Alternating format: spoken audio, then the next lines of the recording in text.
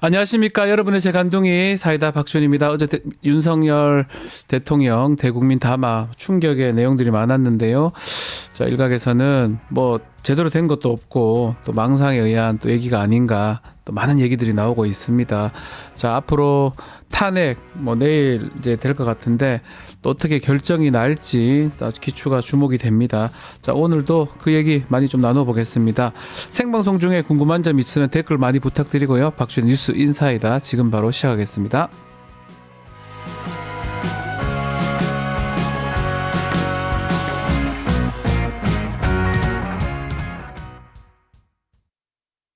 유튜브 구독하고 실시간 채팅과 댓글을 남기시면 매일매일 7,000TTCO를 드립니다.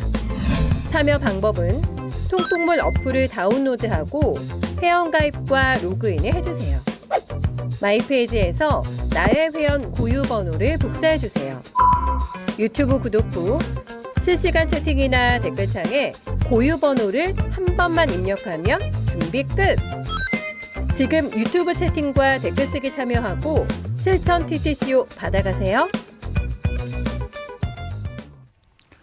자, 윤석열 대통령 탄핵 소추안 하루 앞으로 다가왔습니다. 급박하게 돌아가는 정치 상황 이야기 나눠보겠습니다. 오늘은 특별히 박주민 의원 모시고 함께 이야기 나눠보겠습니다. 안녕하십니까, 의원님. 예, 안녕하십니까. 네, 바쁘실 텐데 이렇게 직접 스튜디오에 나오셔서 너무 감사드립니다. 네. 일단 어제 대국민 담화 얘기부터 좀 해봐야 될 것 같습니다.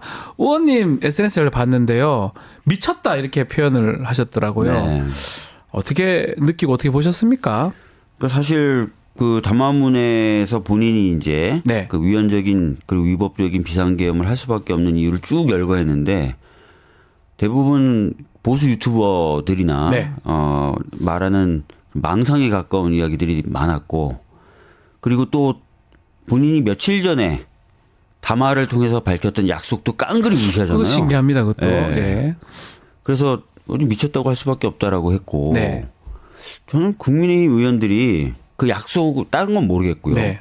본인이 이제 당에게 뭐 일임하겠다 뭐 이렇게 했던 약속을 우리 당에 일임하겠다, 예, 일임하겠다 그런 약속을 했다가 다 지금 무시하고 있는데 네. 거기에 대해서 아무런 느낌을 안 가지고 있는 것 같아요. 하여튼 그런 느낌이 들어서 그냥 그렇게 표현을 했습니다. 미쳤다고 할 수밖에 미쳤다. 일임하겠다라고 얘기했는데 정말 며칠 상간에 완전 180도 네. 달라진 담화였는데 정말 처음부터 끝까지 사실 놀라웠지만 가장 좀 충격적인 부분이 어떤 부분이 있었을까요? 본인이 이제 그날 했었던 계엄이 그냥 소위 말하는 경고성 계엄이었다는 예. 얘기식으로 하는 거잖아요. 그리고 네. 국회에 병력을 투입했지만 뭐 아무런 위험 요소가 될 게 없는 그런 사전에 어떤 아주 치밀하게 계획된 전혀 위험하지 않은 계엄이라는 식으로 얘기하는 대목에서 예. 제가 그때 솔직히 말씀드리면 국민의힘 의원 두 분과 같은 공간에서 그걸 보고 있었어요. 같이 있었다는 예. 거죠, 그때. 그래서 제가 예. 이런 엑스팔 막 이러면서 막 소리를 질렀어요. 막 욕을 했어요. 예. 아니 저는 사실 최근에 국민의힘 의원들 참 보기가 힘들거든요. 예. 왜냐하면 그 계엄 당시에도 계엄을 해제하는데 같이 찬성한 게 아니라 사실 당사에 있었거나 아니면 그렇죠. 원내대표실에 있었던 거 아니에요. 네. 솔직히 말씀드리면 제가 며칠 전에 여기 뉴스토마토에서 나와서도 얘기했는데 비유를 하자면 저희 민주당 의원들이나 다른 야당 의원들은 계엄군 총구 앞에 있었던 거고 그분들은 사실상 비유를 하자면 계엄군 뒤에 있었던 분이잖아요. 뒤에 있었던 예. 그렇잖아요. 그렇게 보이잖아요. 그렇게 보이잖아요. 그래서 예. 굉장히 그분들 보는 게 힘든데 막 그 내용도 대통령도 나와서 막 얘기를 막 하는 걸 막 들으니까 그 의원들에 대한 화도 나고 네. 대통령에 대한 화도 나고 그래서 막 소리 지르고 욕하고 했었어요. 예. 당시에 그 두 분의 의원은 어떻게 좀 반응을 하던가요? 당하면서 이제 곧 자리를 당황했겠죠. 떴는데요. 그분들도. 걱정이 이제 네. 국민의힘 의원들 중에 혹시나 예. 그러지 않길 바라지만 다수가 그 어제 얘기했던 윤석열 대통령의 담화의 내용을 믿고 있거나 같은 생각을 가지고 있으면 어쩌나라는 걱정이 들어요. 그거를 믿고 있거나, 예. 자, 어제 담화가 한동훈 대표도 아마 몰랐던 것 같고요. 권성동 어제 원내대표가 되긴 했는데 보도에 따르면 본인도 깜짝 놀랐더라고요. 보면서. 예. 화제가 됐던데 이거 보면서 이거 뭐야 이게 이러면서 깜짝 놀랐던 것 같아요.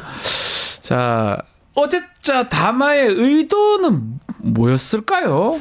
왜 했을까요? 갑자기? 뭐 제가 봤을 땐 두 가지 의미가 있을 것 같아요. 네. 며칠 전에 담화를 통해서 본인이 이제 이선으로 후퇴하고 모든 걸 일임하겠다라고 얘기했던 것을 뒤집어 엎으려고 한 것 같고요. 네. 두 번째는 그러니까 뒤집어 엎어서 이제 뭔가 좀 다른 쪽으로 가려고 하는 것 같고, 두 번째는 아무래도 본인의 지지자들, 네. 그리고 그날 특히 그 원내 대표 선거가 있었잖아요, 국민의힘. 그래서 원내 대표 선거를 앞두고 본인을 지지하거나 본인과 생각이 같은 국민의힘 의원들에게 뭔가 방향을 지시해 주려고 하는 네. 그런 의도가 있었던 것 같아요. 두 가지 의도가 지금 보이는 상황인데 내용 자체도 좀 확인이 좀 돼야 될 부분들을 확인을 안 했는 것 같아요. 뭐 시간이라든지 경고라든지, 그리고 단순히 그냥 경고 주기 위해서 했다고 하는데 사실 드러나는 증거들은 너무 많지 않습니까? 예를 들어서 뭐 사령관이나 그 중간 지휘관들이 다 인정을 하고 있어요. 전화 받았다. 맞아요. 그런 것들 보면 담화를 하더라도 좀 뺄 건 빼고 해야 되는데 그냥 그대로 다 했던 거, 이런 것들은 어떻게 봐야 됩니까? 그러니까 뭐 방금 말씀하신 것처럼 뭐 경고성 의미의 병력 투입이라고 하는데, 실제로 계엄 사령관이라든지 이런 사람들이 진술하는 걸 보면은 그런 게 아니었다는 절대 거잖아요. 그런 게 아닙니다. 국회의원들을 다 끄집어내거나 특정인들은 특히 체포를 하려고 했었고, 그리고 실제로 그렇게 끌어내거나 체포한 사람들 구금할 시설도 사전에 확보해 놨다는 거고요. 그러니까요. 거기다 더 나아가서 뭐 병력도 초기에 알려진 것보다 훨씬 더 많은 숫자를 투입했다거나, 실탄 지급도 본인들은 뭐 윤석열은 무장하지 않았다고 하는데, 그게 무장이잖아요. 그럼 군대 안 갔다 와서 몰라서 저러는지 몰라도 저게 무장인데 저걸 착각을 하는 건지 아니면 그냥 모른 척하고 거짓말하는 건지 궁금합니다. 윤석열 씨는 숨 쉬는 것도 거짓말인 것 같아요. 지금 싹 다 거짓말로 느껴지고, 더 좀 궁금했던 게 이런 담화를 하면 어쨌든 아직까지 참모 조직이 살아있다면 얘기를 해야 되는 거 아닙니까? 이게 요 부분은 걸렸습니다. 요건 빼고요. 요 부분은 걸렸습니다. 실탄 다 가지고 갔어요. 삽탄만 안 했을 뿐입니다. 이렇게 해야 되는데 그런 모든 것들이 무너진 것 같다는 생각도 들고요. 아니 뭐 사실 그런 게 무너져 있었기 때문에 이런 계엄이 발동됐겠죠. 그렇겠죠. 그리고 국무위원들 하는 얘기 보십시오. 네. 국무위원들 그냥 반대 의견을 표명했다지 적극적으로 말리거나 그런 것도 없었던 거예요, 사실은. 뭐 그냥 좀 우려가 됩니다. 다 이 정도였던 거죠. 반대 의견. 제가 궁금한 게 이게 계엄이나 이런 게 헌법상 국무회의 심의가 필수적인 거고요. 그 심의에 간다는 거는 뭐 그게 의결할 건 아니겠지만 거기서 내가 부설하지 않거나 이렇게 한다면 국무위원 전원이 반대하면 안 되는 거잖아요. 그러니까 심의를 이제 하는 거 저 의결을 안 하는 거고. 근데 제가 이제 뭐 우리 보건복지부 장관의 말을 들어봐도 세게 반대하는 사람이 이 정도였다는 거예요. 경제적으로 이렇게 어려운데 우려가 깊습니다. 그게 저는 궁금했어요. 거예요. 조경 장관 얘기인 거잖아요. 그리고 장관들이 거의 이런 식이었다는 거, 반대한다는 장관들도. 이러면 국정 운영을 할 때도 이랬다는 거 아닙니까? 그러니까요. 이런 말도 안 되는 행동을 하고 있는데 이거를 말을 못 한다는 게 사실 그냥 경제가 어려운데 이러면 좀 우려가 깊습니다. 이러면 누가 그 말 듣고 그냥 멈춰요. 이해가 참 안 됩니다. 그래놓고 자기네들 할 일 다 했다는 거예요. 저는 그러니까, 그래서 이해가 안 됩니다. 평상시 뭐 얘기 들어보면 대통령이 자기 말에 반대하면 경로를 한다는 거죠. 화를 내고 그러니까 그런 것 때문에 기가 다들 죽어 있었던 것 같고, 그다음에 대통령실은 예전부터 나왔잖아요. 뭐 소위 말하는 김건희 라인이다 뭐다 해서 아주 거의 어떤 분은 이런 표현도 쓰던데 간신 몰입해라는 표현도 쓰던데, 이 간신 몰입해 같은 사람들만 대통령실에 남아 있었다는 거예요. 그러니까 통제가 안 되는 것뿐만 아니라 제가 봤을 때는 다 유튜버 보면서 공부하는 사람들 아니었을까요? 참 답답합니다. 국무위원으로서 헌법상 기관인데 본인들이 그런 역할을 못 한다는 것도 이해가 안 되고요. 이 부분도 저는 최근에 다른 내용이긴 한데 좀 충격적이었습니다. 출근할 때 이게 이른바 뻥카라 그러더라고요. 출근을 위장하는 차들을 막 보냈다. 이런 보도가 지금 나왔던데, 그리고 제대로 출근한 적이 한 달에 한두 번 있을까 말까 한다. 이 정도, 이거 어떻게 봐요? 이게 이렇게 출근도 안 하는 사람이 이게 정상입니까, 이게? 그러니까 과거에 이제 박근혜 탄핵 당시에도 뭐 성실하게 근무하지 않았다 이런 게 굉장히 많이 이야기가 됐었잖아요. 근데 그 정도 수준을 넘는 거죠, 사실은. 이거는 출근을 저는 납득이 안 가게 일반 직장인들 출근 제대로 안 하는 사람이 있습니까? 저희 그러니까요. 눈이 오나 비가 오나 다 출근하잖아요. 시간을 어기지도 않고 네. 않을 뿐더러 밥 먹듯이 어기고 더 충격적인 건 빈 차를 자꾸 보내고 이거는 저는 국정을 운영할 생각도 없고 경로하고 있고 밑에 사람도 아무 말도 못 하고 이게 나라가 이게 뭡니까 이게? 과거에 이제 그 이태원 참사 당시에 이제 용산 경찰서에 계셨던 분들이 네. 저희한테 찾아서 제보한 게 있는데 준비 없이 그 용산 쪽으로 대통령 관저나 이런 것들이 옮겨오면서 굉장히 그 노동 강도가 강해졌었다는 네. 거예요. 그리고 업무 분장도 막 혼란을 일으키고 그래서 이태원 참사 당시에 충분한 대비를 못했다 이런 네. 취지의 얘기를 하셨고 그런 것들이 이제 이후에 언론 보도를 통해서 많이 보도가 됐었는데 실질적으로 말씀하신 것처럼 이 빈 차로 출퇴근하고 이거 경호하고 하느라고 경찰들이 진짜 힘들었었다는 몇 거잖아요. 번을 왔다 갔다 하는 거니까 그러니까요. 쓸데없이요. 네. 진짜 힘들었었다는 거잖아요. 정말 최악이 아닌가. 교통이 막혀가지고 그때 네. 다니지 못했던 일반 시민들의 불편하면 또 어떻게 할 겁니까? 네. 이제는 뭐 앞으로 그런 것들도 밝혀내야 되겠지만 이태원 참사라든지 다 연관성이 전 있었지 않을까. 워낙 거짓말만 일삼고 자기 마음대로 하고 이러니까 그런 부분도 나중에 좀 밝혀져야 될 부분이 아닌가. 밝혀져야 그런 될 생각도 부분이 굉장히 듭니다. 많습니다. 예. 너무나 많은 것 같습니다. 다시 담화 내용 좀 해보면 국회 기능을 본인이 마비시키려 했으면 주말에 했으면 방송 안 되게 단전했을 거다. 이거 안 했지 않느냐. 경고다. 이런 얘기를 해요. 이게 무슨 어떻게 봐야 됩니까? 아니 실제로 네. 근데 출동했었던 군인들이 단전을 하려고 했었다는 거잖아요. 예컨대 지금 저게 지시를 받았다는 거 그게 아니에요. 있더라고요. 여기 앞에 그 뭐라죠? 그 불 켜는 그런 네. 어떤 보안경 같은 거, 야간 같은 거 투시형을 가지고 있었고 가지고 있더라고요. 단전이나 이런 것들도 하라고 지시를 받았는데 이행하지 않았다는 이행을 거잖아요. 안 한 본인들이. 거죠. 예. 그러니까 다시 사실은 결과론적으로 거기에 맞춰서 그냥 계속 해석하고 거짓말하고 이제 이런 걸로 지금 보이고 실제로 지금 보도에 따르면 3개월 전부터 그 비원 벙커인가요? 벙커도 곧 공사해가지고 네, 구금시설 새로 맞아요. 만들고 충암파 라인으로 교체도 하고 실제로 계엄 자체를 오랫동안 이 내란 행위를 오랫동안 준비를 했던 것으로 보이는데 맞습니까? 실제로 지금 정황은 그렇게 드러나고 있고요. 네. 뭐 담화에 대해서 저도 좀 더 보탠다면 이미 이제 뭐 특전사령관이 이런 사람들이 대통령한테 직접 전화를 받았다는 거 아니에요. 거기서 끝나는 거 아닌가요, 정치인 사실은? 체포하라고 들었다는 거 아니에요. 경고가 체포입니까? 아니잖아요. 그러니까 그렇죠. 그 말도 안 되는 소리고 어제도 보면 조지호 경찰청장도 5번인가 전화를 받았다는 거 아니에요. 맞습니다. 그 국회의 출입이나 이런 걸 통제하라고. 그러니까 네. 지금 뭔 소리 하는지 모르겠어요, 대통령이. 제가 보기에 그냥 자기 변명, 거짓말 계속 늘어놓고 있는데 그런 것들을 이제 전파를 낭비해 가면서까지 전송해야 되고 하는 것 자체가 너무 슬픈 일이죠. 예. 자, 이 내란 사태 이제 수사 얘기도 조금 해보면 지난 11일인가요? 경찰에서 압수수색 영장을 받고 대통령실에 갔다가 대치 끝에 결국은 철수했어요. 일부만 받고. 자, 어떻게 보십니까? 앞으로 이제 사실 강제 수사 부분의 압수수색 또 긴급 체포라든지 구속도 아마 가능성이 있는데 경호실에서 계속 이렇게 나온다면 뭔가 물리적 충돌이나 이런 부분들이 또 문제될 것 같기도 합니다. 네. 뭐 아시다시피 형사소송법에 보면 그런 보안 네. 시설 같은 경우에는 좀 승인이 있어야 되지 않습니까? 그러다 보니까 과거에도 영장을 갖고 가서 뭐 안에 들어가기보다는 보통 영장에 적시된 물건들을 가지고 나와서 전달해 주는 방식으로 영장이 집행이 됐는데 네. 이 지금 경호처는 그런 협조조차도 지금 안 하고 있는 거지 않습니까? 다행이라고 할 수 있는 거는 저희들이 이제 어제 통과시켰던 물론 거부될지 안 될지 모르겠지만 그 개별 특검법들에는 네. 그런 형사소송법의 규정을 돌파할 수 있는 내용들이 담겨 있어요.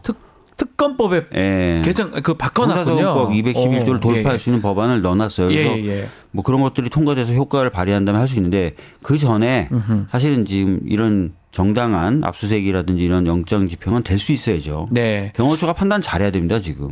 경호처는 영장이 왔으면 정당한 공무집행이고 막 이전에 예면 예를 들어서 대통령실이 보안시설이고 또 대통령이 뭐 참고인이나 그저 자료가 있기 때문에 가능하다면 지금은 중범죄를 저지른 혐의를 받고 있는 사람이잖아요. 네. 그럼 경호실이 좀 다르게 판단해야 되는 거 아닌가요? 그러니까 뭐 저도 말씀드렸지만 과거에도 안에 들어오진 못하게 한다 하더라도 필요하다고 적시되어 네. 있는 그 물건들은 다 챙겨서 전달해 줬어요. 줬잖아요. 네, 이미 제출했었는데. 이미 제출 형식으로 다 줬는데 그런 걸 전혀 안 한다는 거잖아요. 네. 그러니까 이거는 상당히 문제가 많고 말씀하신 대로 과거 사례보다 지금 사례가 훨씬 더 중요해요. 내란죄예요, 내란죄. 네. 그러니까 경호처가 지금 같은 판단해서는 안 되고요. 협조해야죠, 사실은. 혹시 긴급 체포나 구속의 부분 그건 어떻게 보십니까? 지금 뭐 공수처가 긴급 체포 가능하다 네. 할 수 있다라고 얘기를 하고 있는데 아무리 그래도 뭔가 그 탄핵이 돼서 직무가 정지된 상태에서 체포를 하려고 그때가 하겠죠. 조금 더 낫다는 거예요, 네, 상황상으로는. 네. 그래서 또 걱정되는 게 또 지금 아주 뭐 정신이 좀 저런 것 같아서 또 몇 시간이 또 걱정됩니다. 금요일, 내일 토요일 이제 5시에 표결이기 네. 때문에 그때까지 또 어떤 일이 일어날지 걱정되는데. 걱정돼서 이제 빨리 체포하라고 저희들도 어제 촉구도 하고 그랬는데. 예, 박전 의원이 또 1분 1초도 아깝다 이렇게 근데 이제 말씀하시더라고요. 아마 수사기관 입장에서는 네. 아마도 수사기관 입장에서는 그래도 직무 정지가 돼야 이제 체포를 좀 하는 식으로 네. 그렇게 아마 고민하고 있을 것 같아요. 예. 자, 수사기관 얘기를 좀 드리면 지금 공조수사본부를 출범시켰습니다. 네. 아마 공수처, 경찰이 지금 있는 것 같은데 국방부 군검사들도 포함이 네. 된 것 같습니다. 검찰은 빠져 있습니다. 네. 빠뜨린 겁니까? 검찰을 나머지 세 개 기관이 의도적으로 배제했다고 봐야 되겠죠. 아, 배제한 것이다? 네. 예. 그러니까 검찰이 지금 너무 주도하려고 하고 하는 네. 것 자체가 안 맞는다고 보는 겁니다. 특히 잘 아시겠지만 내란죄에 대한 직접 수사권이 검찰에 없잖아요. 네. 그래서 나중에 공소기각 결정이 나올 수도 있습니다. 지금 검찰이 저렇게 주도하면 네. 오히려 그런 걸 노리고 있는 것 같다라는 평가도 나오고 있고 아하. 그러다 보니까 이제 경찰과 공수처, 군검찰이 따로 좀 모여서 뭔가 공조 수사를 하고 있는 것 같고요. 네. 예. 그러나 하여튼 지금 그 세 개 단위가 모여서 수사하는 방식도 완벽하진 않아요. 공수처에 또 직접 수사 범위가 있기 때문에 공수처를 통해서 받은 영장이 적법하냐. 검찰에서 제기됐던 그 문제가 동일하게 제기될 가능성도 있어서 빨리 특검이 좀 가동이 돼야 됩니다. 특검이 된다면 사실 아무 문제가 없는 거잖아요. 예, 그렇습니다. 이 검찰이 이렇게 또 하는 게 지금까지는 보면 뭐 적극적으로 해서 시너지도 날 수 있다 이런 얘기도 있는데 그 부분 어떻게 보십니까? 계속 방해한다고 이렇게 인식을 하시는 겁니까? 뭐 두 가지 측면이죠. 아까 말씀드렸던 네. 대로 검찰의 직접 수사 범위에 내란이 들어가 있지가 않아요. 그렇죠. 직권남용 그걸로 관련죄로 지금 하는 건데 문제될 여지가 있습니다. 문제가 될 여지가 있고 네. 실제로 최근에 그렇게 해서 공소기각 판결이 나온 경우가 네. 있다는 거예요. 법리적으로는 그렇고요. 두 번째는 검찰을 과연 그럼 신뢰할 수 있느냐. 수사기관으로서의 독립성이나 중립성을 신뢰할 수 있느냐. 그 문제가 있는데 네. 뭐 최근까지도 아주 최근까지도 검찰은 이 정권의 완전히 주구였죠. 그렇죠. 주구였고 뭐 명태균 씨 사건 같은 경우도 공선법은 검사가 하나도 없는 부서에 네. 배당을 해가지고 공소시효를 도과시켰죠. 그래서 지금 정치자금법만으로 수사하고 있는 거 아닙니까? 그다음에 뭐 도이치모터스 주가 조작 사건이라든지 명품백 수수 사건 같은 경우에는 검찰총장이 국민 눈높이에 맞는 방식으로 수사하라고 했지만 그걸 어겨가지고 국민적 지탄을 받았잖아요. 그렇죠. 그러니까 바로 그런 사람들이 바로 지금 또 수사하겠다고 나서고 있는 거라서 네. 신뢰가 안 간다. 신뢰할 수 없다. 예, 예. 그런 두 가지 측면에서 문제 제기를 하고 있는 거죠. 그 계엄 지금 국조특위 구성을 여야의 그 의원식 의장이 요청을 했던데요. 네. 국조특위는 어떻게 보십니까? 의원님? 국조특위는 뭐 갈 것 같아요. 하셔야 왜냐하면 뭐 된다. 야당이 반대한다 하더라도 네. 이건 뭐 의장이 이미 의지를 밝혔기 때문에 국정조사는 가능한데 네. 이제 다만 이제 걱정은 이제 윤석열 대통령이 나오느냐 안 나오느냐 등등이 핵심 문제 아니겠어요? 나올까요? 근데 뭐 예. 본인 뭐 형사상 네. 지금 뭐 수사받고 있다라고 하는 등등의 이유로 안 나오려고 할 가능성이 크겠죠. 네. 하긴 해야 되는데 이제 본인이 안 나올 것 같다 이런 말씀하셨는데 상설특검 요구안도 통과가 됐습니다. 네. 또 내란 특검법, 김건희 특검법 다 지금 통과가 된 상황입니다. 민주당이 좀 빠르게 지금 하는 것 같습니다. 야당이. 네. 내란 특검법이 5표가 이탈됐고 김건희 특검법도 4표 이탈됐습니다. 어떻게 봐야 됩니까? 사실 뭐 4표, 5표 이탈은 전에도 있어 왔어요. 네. 김건희 특검법은 지난번 그렇죠. 표결 재표결할 때도 4표 정도 소극적으로 때문에 실질적으로 뭐 그 당시보다 크게 더 흔들리고 있다. 표만으로 보면 그렇지는 않은 것 같은데요. 네. 다만 이제 탄핵 관련된 토요일 그 표결에 있어서 벌써 7명이 공개 찬성 의지를 밝혀서 한 표 남았습니다. 네. 그래서 자유투표 방식만 성립이 된다면 추가 이탈표가 더 나올 수도 있고 해서 전보다는 훨씬 더 탄핵에 대한 네. 통과 가능성이 높아졌다 이렇게 보고 있어요. 지금 뭐 탄핵 초추안 이제 표결 얘기를 조금 하셨긴 했는데 지금 찬성한 국민의힘 의원들이 이제 한 7명이어서 한 199 정도로 이렇게 확보가 된 것 같습니다. 이제 남은 게 한 표다. 보도에 따르면 한석이다 이렇게 얘기를 하는데 어떻게 예상하십니까? 뭐 특히 권성도 원내대표는 뭐 3분의 2가 필요하다. 당론 바꾸려면 또다시 못 가게 하는 뭐 그런 그렇게 하려고 할 표결에 수도 참석하지 못하게 하는 그렇게 방법. 하려고 할 수도 그 있는데 어떻게 보십니까? 그렇게 하려고 할 수도 있는데 아마 초재선 의원들 중심으로 네. 그거는 안 된다. 그냥 투표를 하게 하고 당론으로 부결시켜라 정도만 하는 게 어떠냐는 의견들이 많이 분출되고 있어서 네. 뭐 막으려고 해도 상당수 의원들은 와서 자진해서 투표를 하지 않을까 싶어요. 네. 지금 뭐 좀 보도에 따르면 그런 얘기 많잖아요. 좀 민주당 의원들이 국민의힘 의원들 뭐 개개인 좀 만나서 설득도 좀 하고 그렇게 해야 된다. 또 하는 거 맞지 않냐 이런 얘기도 하는데 의원님은 혹시 계속 하고 있죠. 아. 계속 하고 있고 지난번 1차 탄핵 때도 제가 전화를 상당히 많이 돌렸었고 네. 본회의장에 들어오지 않고 나갔을 때도 전화 많이 했었고 네. 표결 전에도 전화 많이 했었고 일부 분들은 또 뭐 몇 명 안 되지만 그 중에 한 분 정도는 또 제가 전화한 분도 있고 그래요. 그러니까 지금도 계속 전화하고 있고요. 아하. 만나려고 시도하고 있고. 근데 좀 어려워졌어요. 접촉이. 전화하면 잘 안 받고 이제는. 혹시나 또 그 얘기 네. 할까봐 안 받습니까? 문자를 보내도 콜백을 안 하고. 콜백 안 하고. 네. 화장실 같은 데서 만나서 얘기해야 돼요. 네. 화장실 같은 데서 어제도 만나서 한번 좀 해줘요. 막 했더니 아이 좀 거의 다 됐어. 이렇게 얘기만 하더라고요. 예. 그래도 뭐 이렇게 보면 야당이 특히 민주당이 주도를 하고 있지만 예전에 비해서는 아주 빨리 국민들의 열망을 담아서 잘 하는 것 같다는 평가들이 있는 것 같습니다.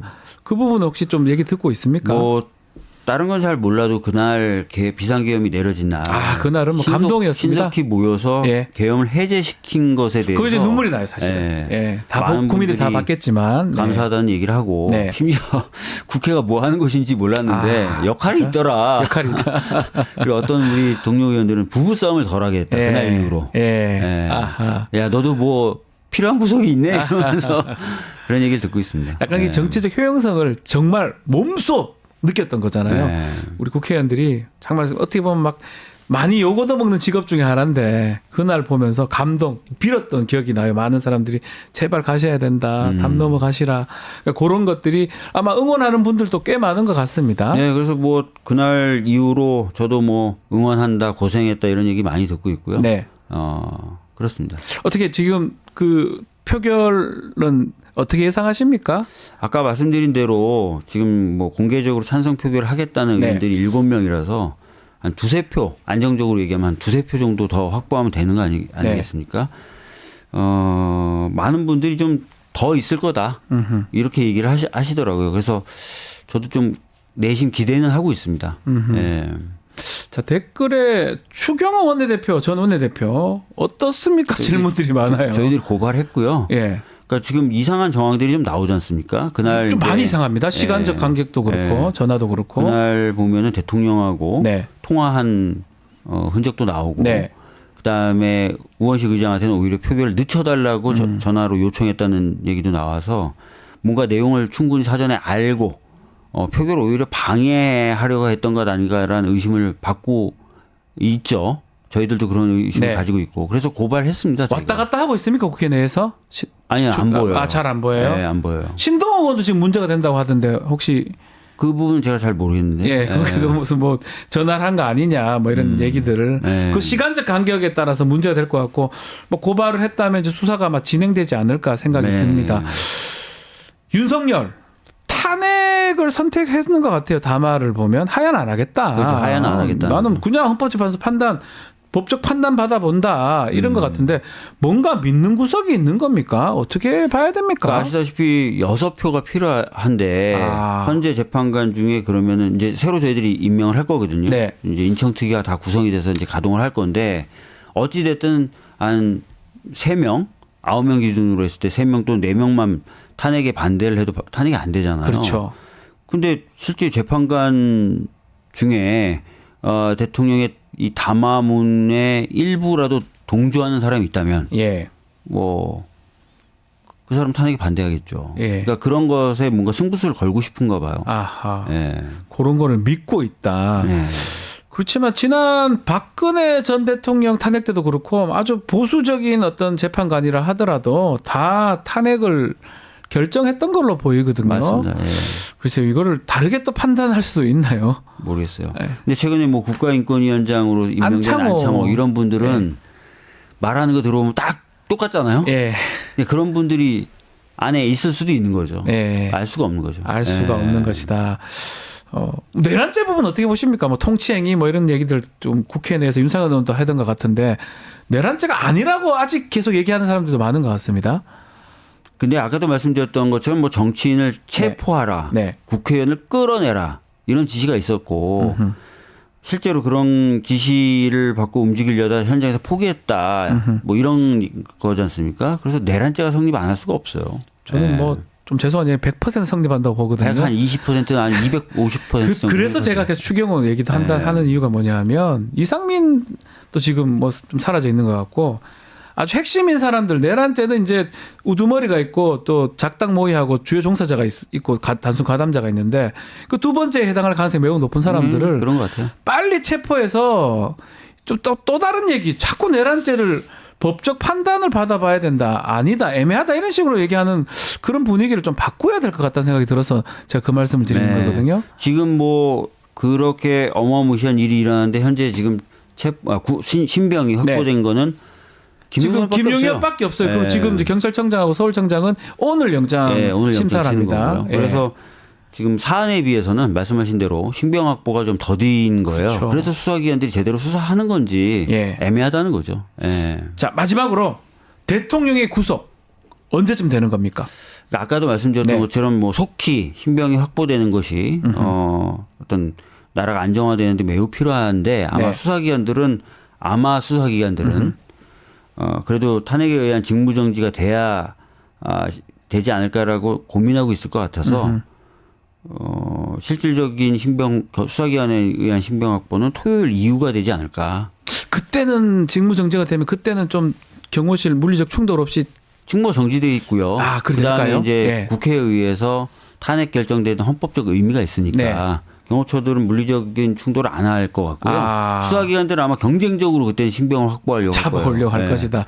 그리고 어제 담화의 목적 중에 하나 말씀하셨는데 지지층 결집시키고 이런 의도가 있었을 것이다.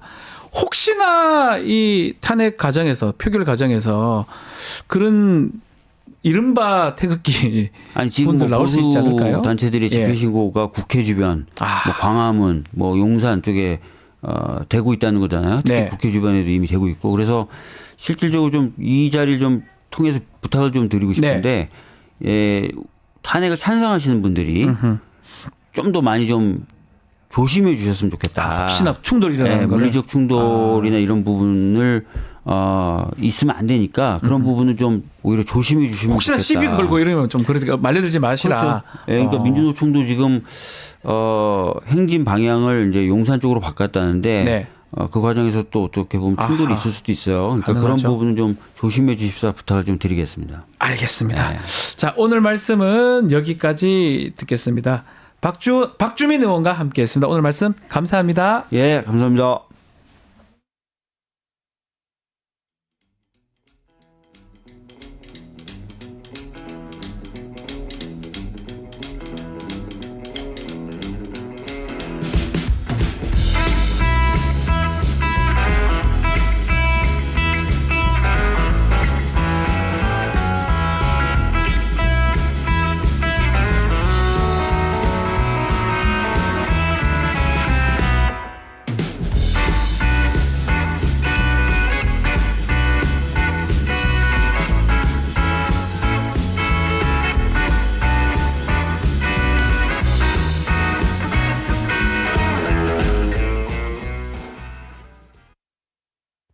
혼돈의 증시 계속되는 불확실성. 수렁에 빠져버린 국내 증시. 무너진 계좌를 재건해줄 2명의 스페셜리스트. 트럼프 2.0 시대 투자 전략은 12월 7일 1시 유성치 운용형. 12월 14일 1시 금산 전문가. 썸상 구독자는 강연회가 무료? 토마토 증권톡 유튜브에서 멤버십 가입하고 전화주세요. 12월 7일과 14일 오후 1시 2025년 증시 대전망 지금 바로 신청하세요. 배프의 촉 시작하겠습니다. 배상훈 프로파일러와 함께하겠습니다. 안녕하십니까? 안녕하세요. 자, 윤석열 대통령 지금 담화 어제 있었습니다. 이 계엄 선포 관련해서 탄핵 얘기가 있지만 또 국민 여론에는 두 가지 목소리도 있습니다. 탄핵 또 아니면 또 하야 얘기도 있고요. 탄핵 하야 이 두 가지 차이가 있다고 봐야 되겠죠? 그렇죠. 네. 탄핵은 법적 절차를 준수하면서 무엇인가 잘못이 있는 네. 사람을 내려오게 만드는 것을 얘기를 하는 거고, 하야라고 하는 건 우리나라만의 고유어고 실제로는 자진 사퇴라고 자진 사퇴겠죠. 표현을, 영어를. 뭐 미국 영어로는 resign 같은 형태죠. 그러니까 사임한다라고 네. 하는 형태가 돼 갖고, 예를 들어 예전에 뭐 닉슨 대통령이나 이런 형태처럼 네. 워터게이트 사건이 그런 형태는 사임하는 형태가 된데, 우리는 이제 그거를 이제 내려온다. 그 뭐 들로 내려 뭐 이런 느낌인데, 예. 그런데 그래서 법적인 의미는 완전히 다르고요. 뭐 대표적으로 이제 박근혜 전 대통령이 탄핵된 거고, 이승만이라든가 뭐 아시겠지만 최기화 이런 사람들은 뭐 강제지만 어쨌든 하야 형태가 된 거죠. 예, 예.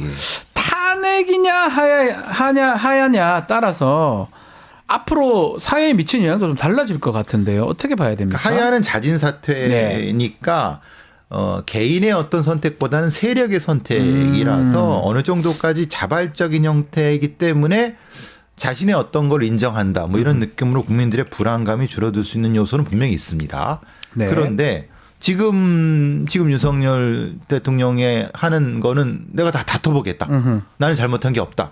이런 형태니까 실제로는 탄핵으로 갈 수밖에 없는 상황인 네. 거고, 그러면은 이제 뭔가 심판이 붙으니까 세력이 나눠지겠죠. 그렇죠. 그러니까 혼란이 아무래도 아하. 있을 수 있는, 그렇지만은 긍정적인 거는 법적인 어떤, 네. 그러니까 헌법에 있는 절차가 지켜진다는 의미에서는 적법 절차가 되는 거죠. 그 예우 어떻게 됩니까? 탄핵하고 하야하고 이 전직 대통령 예우 그래. 달라집니까? 박근혜 전 대통령의 예를 보면은 우리가 알 수 있죠. 네. 보통 우리가 뭐 탄핵 소추가 되고 헌법재판소에서 결정이 나면은 6개월 내에 판단이 되지만은 네. 크게 차이가 나는 것은 이제 뭐 연금 자격이라든가 이런 것들입니다. 말하자면 공님의 안장이라든가 기념사업 같은 형태는 못하게 됐고, 네. 다만 뭐냐면 경호경비는 받을 수 있는, 경호경비는 탄핵 되더라도 받긴 받을 하네요. 수 있는 거죠. 나머지 못 받고. 나머지 못 받는 거고, 지금 이제 문재인 전 대통령 같은 경우는 다 받고 다 계십니다. 받죠. 모든 예를 문제 받고 계시는 없으니까요. 거죠. 예. 그 차이가 분명히 있습니다. 예. 그러면 만약에 거의 탄핵이 확실하다면 차라리 하야로 가면 그 전직 대통령 예우는 다 받을 수 있잖아요. 그런데 이제 그거는 네. 이제 흔히 말하는 개인의 자존심의 문제, 세력의 어떤 정체성, 정통성의 문제, 이런 부분이 있겠죠. 그러니까 아하. 내가 잘못한 게 없는데 왜 내가 사임하냐라고 하는 것이 지금 대통령의 주장이니까 싸워보겠다는 거죠. 예. 싸워보겠다. 예. 결국 이번 탄핵안이 토요일 날 예정되어 있습니다. 만약 본회의에서 탄핵이 이제 통과가 된다 그러면 두 번째 이제 탄핵 되는 그 소추는 세 번째고. 노무현 대통령까지. 그렇죠. 예. 노무현 전 대통령께서는 사실은 탄핵이 기각된 거고, 예. 박근혜 전 대통령은 탄핵이 인용이 돼 갖고 파면이 그 유명한 이정미 재판관에 그렇죠. 박근혜를 파면한다 이렇게 딱 나오는 형태가 예. 되죠. 예. 조금 긴 시간이 될 수도 있을 것 같습니다. 왜냐하면 박근혜 전 대통령 같은 경우 2016년 12월 3일 날 그러니까 발의가 돼 갖고 12월 9일 날 표결에 들어가 갖고 가 234표로 소추가 들어갔는데, 네. 그 뒤로 3월 10일 날 한 석 달 넘게 심판이 이루어져 갖고 결정이 된 거죠. 그러니까 사실 그 기간 동안 권한대행 체제 아시다시피 황교안 권한대행 체제로 네. 갔기 때문에 기억납니다. 물론 이게 뭐 어떤 사람은 혼란이라고 하는 말씀도 있지만 어떤 사람은 적법 절차를 지켰다는 말씀도 있고 두 가지 판결가 다 있습니다만은 아무래도 그쪽으로 가지 않을까 싶습니다. 탄핵. 네. 하야는 됐던 대통령은 지금 말했던 것처럼 이승만, 윤보선, 최규하 전 대통령 같아요. 그렇죠. 이승만 대통령은 우리가 장기 집권 이런 부분 때문에 알 것 같은데 윤보선, 최규하 두 사람은 좀 강제로 좀 하야한 것 같긴 합니다. 왜냐하면 윤보선 대통령은 2공화국이 돼서 그렇죠. 헌정 질서가 되는 과정에서 박정희에 의한 강제로 네. 이제 쫓겨나다시피 하는 형태. 그러니까 자기가 내려온 게 아니라 끌려 내려온 형태도 하야라고 부르는지 모르겠습니다. 네, 그 강제 그렇죠. 하야, 네. 강제 하야 같은 그게 좀 거예요. 애매하죠. 예, 왜냐하면 애매하네요. 현직에 있는 대통령이 쿠데타에 의해서 총칼로 해서 내려오시오라고 했는데 네. 그걸 하야라고 그러니까 물론 형식적으로는 그렇지만 예. 최기화 전 대통령도 마찬가지입니다. 비슷하죠. 예. 뭐 12.12 신군부. 그렇죠. 쿠데타에 의해서 최기화 대통령도 강제로 끌려 내려왔기 때문에 이렇게 되면은 어쨌든 두 분의 것은 사실은 강제고 사실 이승만은 민주적인 어떤 4.19 의거에 그렇죠. 의해서 예. 쫓겨 내려온 거고 의미가 좀 다르죠. 네, 예. 달리 보는 게 예. 맞을 것이다. 자, 앞으로 이제 탄핵 어떻게 진행될지 좀 봐야 될 것 같은데, 자, 대통령 윤석열 대통령은 하야보다는 탄핵을 아마 선택한 네. 것 같아요. 어제 담화 내용을 좀 들어보면, 탄핵해라. 결정 내가 받아보겠다. 뭐 이런 느낌도 많이 들고요. 자, 어째 담화 얘기 조금 해보면, 담화 어떻게 보셨습니까? 지금 계엄 이후에 4번의 지금 담화가 있었는데 특히 지난번 얘기하고 싹 180도 뒤집는 얘기 같기도 하고요. 뭔가 노림수가 있는 겁니까? 그렇죠. 밝혀진 팩트도 인정하지 않고 예. 억지 주장을 하고 네. 사후 논리 구조. 음흠. 실제로는 내가 하려면 제대로 했지. 네. 우리가 지난주에 왜 이렇게 어설퍼 하는데 그래서 예. 우리 걸 보고 했나? 아, 하려면 제대로 했지. 다 죽일 수 있었어. 그런데 내가 안 한 거야. 네. 내가 시혜를 베풀었는데 내가 잘못했. 이런 식의 주장 억지 논리잖아요. 그건 결국은 자신을 선한 사람으로 포장하고자 하는 일종의 선자의 논리입니다. 네. 그리고 나를 반대하는 모두 특히 이재명 봐. 이거 범죄자잖아.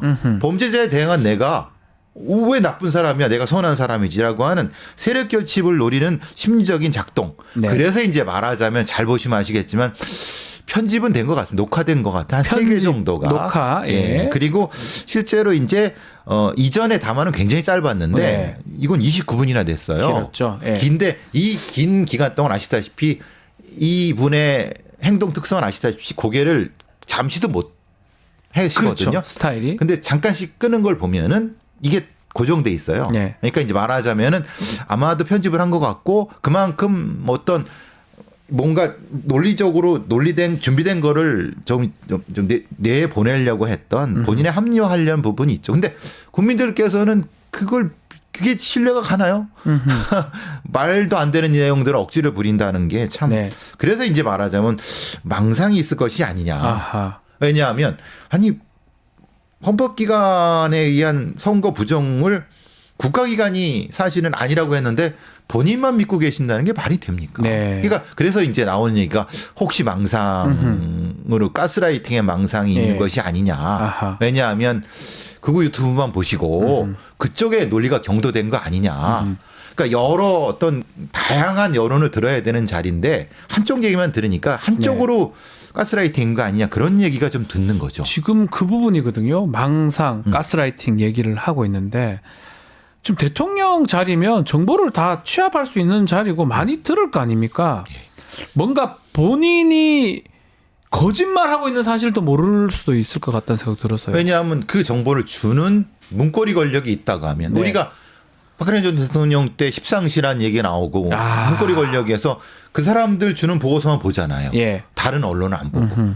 이 양반도 그런 것이 아닐까라는 좀 우려스러운 게 나타납니다. 어쩌면 왜냐하면 더 무서운 거네요, 그게. 논리가 너무 허황되잖아요. 예. 그러니까 정보가 너무 제한돼 있고 아하. 너무 제한돼 있는 정보를 한쪽으로만 들으면 이게 무슨 정신장애가 아니지만은 논리가 경도될 수밖에 없어요. 경도될 수밖에 아무리 없다. 그래도 아무리 검찰총장까지 지내신 뛰어난 검사셔도 예. 저는 그래서 사실 권력이 무섭다는 거 아니겠습니까? 예.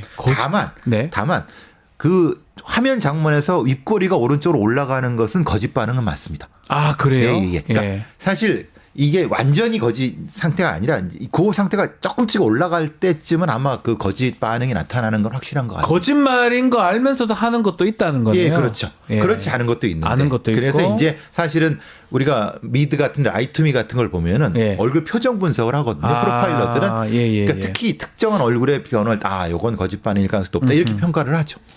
비상계엄 이렇게 하고 내란 행위를 하고 2시간 만에 뭐 할 때 그때 지난번에도 얘기했지만 어설프다 뭐 즉흥적이다 이런 얘기를 했는데 또 본인도 그래 경고만 주기 위해서 했다 담화에서 얘기를 했는데 실제로 수사한 거 보면 완전 다릅니다. 아주 오랫동안 이걸 그렇죠. 준비를 했었고 성공을 시키고 싶어서 계속 전화를 했던 것 같아요. 그렇죠. 체포하라 지휘관들한테. 근데 사실은 실패를 했고 그거에 대한 어떤 글쎄요 그런 부분들이 좀 어제 담화에서도 좀 반대로 얘기를 하는 것 같다는 생각이 들었어요. 그러니까 이제 자기가 진짜 저는 그렇게 생각합니다. 준비가 잘 됐는데 안 네. 됐으면은 특전사령관 방첩사령관한테만 전화하지 않고 더 밑에 전화를 하죠. 그러니까 이 사람은 자신이 믿는다고 생각하는 몇몇 사람만 지속적으로 계속 수십 통을 하잖아요. 네. 그리고 그래도 잘 될 거라는 망상을 가지고 있는 거죠. 근데 실제로 우리가 전두환의 하나회의 쿠데타를 보면은 아주 치밀합니다. 예. 조직적으로 움직이잖아요. 네, 거기는 뭐 중령, 소령, 밑에 연관장교까지 다 합니다. 그렇죠. 예. 지금은 어떻습니까? 네. 흔히 말하는 없어요. 3스타, 2스타 정도까지밖에 못 해요. 예. 그러니까 사실은 그래서 제가 그때도 말씀드린 치밀하지가 않다. 근데 굉장히 많은 것을 한 것처럼 했고 근데 그렇다고 아마 밑에서 보고되고 이런 상태가 아마 이게 뭐라고 하나 버깅이 난 것 같습니다. 아, 준비는 했는데 예. 거기에 대한 너무 많은 예. 것 때문에 버깅이 났다. 본인의 판단 착오가 있었을 것이다 이렇게 보시는군요. 그렇죠. 본인의 판단 성공할 거라고 확신을 가졌었는데 너무 망상이 커서 그런 예, 것 같아요. 망상이 그리고 강해서. 그것을 예. 밑에 있는 사람들이 계속 부추겼을 예, 가능성이 부추겼을 있어요. 것이다. 뭐 장관이나 그렇죠. 김용현 전 예. 장관이나 그런 사령관들이 했을 가능성도 있다. 자, 어쨌든 이 계엄이 만약 성공했으면 우리 방송을 지금 할 수 있었을까 의문인데, 자, 이 계엄 사태 관련해서 국가수사본부 또 특별수사는 눈에 띕니다. 국가수사본부는 경찰청 밑에 있는 수사 조직인데, 와, 놀랍습니다. 지금 경찰청장 조지호, 네. 서울경찰청장 김봉식 긴급 체포를 해버렸습니다. 직속 상관입니다. 예. 사실은 아시다시피 조지호 경찰청장은 치안 총감이라서 4개고 예. 왕무궁화 예. 우종숙 국가수사본부장은 3개입니다. 3개. 근데 상관을 이제 그냥 그 상관인데 문제는 예. 국가수사본부장이 말하자면 외부에서 뽑은 사람이라고 볼 수 있습니다. 네. 임기가 고정돼 있네. 물론 그건 좀 다를 수 있지만 그래서 개정된 형사소송법에 따라서 국가경찰과 자치경찰을 나눴지만은 네. 거기에 이제 수사를 총괄하는 국가수사본부 본부장이 있고 거기에는 전국 경찰에 의해 수사 관련된 걸 다 모았는데 여기서 오해하시면 안 되는 게 네. 사람을 모은 게 아닙니다. 그러니까 기능을 모았다고 생각하시면 됩니다. 실제로 이게 보통 이제 미국의 FBI랑 다른 것은 네. 뭐가 되냐면 FBI는 수사하는 사람들 다 모아갖고 하나의 일괄된 조직 체계로 가잖아요. 네. 국가수사본부는 그 수사관들은 경찰이나 지방청에 있는 겁니다. 아. 그 사람들은 경찰서장과 형사과장의 지휘를 받고 있고 예. 지방청장의 지휘를 받고 있지만 기능적으로는 국가수사본부장의 통제를 이중으로 받는 겁니다. 그러니까 그래서 특수단이라는 거를 만든 겁니다. 그러니까 말하자면 보통의 국가수사본부가 연방수사기록면은 그냥 하면 되는데 네. 왜 특수단이냐면 다 TF로 모아갖고 와서 그렇기 때문에 그렇게 된 겁니다. 그러니까 어떻게 보면 그렇기 때문에 지금처럼 자신의 상관을 체포할 수 있었던 거예요. 왜냐하면 기존의 조직체계라고 하면 못되죠. 아니 내 상관을 내가 어떻게 체포해. 근데 이건 그러니까요. 특수단이기 때문에 가능했던 부분입니다. 예. 특수단이니까 가능했다. 예, 예. 근데 이제 이 조직에 대한 지휘는 이제 앞으로 만약에 오늘 이제 구속영장 심사가 있는데 포기했습니다. 아, 포기했습니까? 서울청장 포기했고 예. 경찰청장은 원래 암이 있어요. 예. 그래서 사실은 그 부분 때문에 이게 뭐라고 해야죠? 그런 경우는 이걸 보석이라고 하는 건 아니죠. 그러니까 뭐 병보석 뭐 그런 형태로 형집행, 이제 구속 집행 정지 그쪽으로 되는데 이제 예. 구속이 돼도 병원에서 이런 형태로 되기 때문에 둘 다 아마 이거는 뭐 좀 이게 좀 포기했을 가능성이 높습니다. 왜 그래 그런 근데 왜 서울경찰청장이 포기한 이유는 그겁니다. 예. 생각해 보십시오. 경찰 부하들한테 수갑 차고 끌려가는 그 거를 모습을 보이긴 쉽지 않다. 그 사진이 박제가 되는데 저는 김봉식이 왜 그랬는지 알 것 같습니다. 그리고 사실 김용현도 포기했지 않습니까? 네. 예.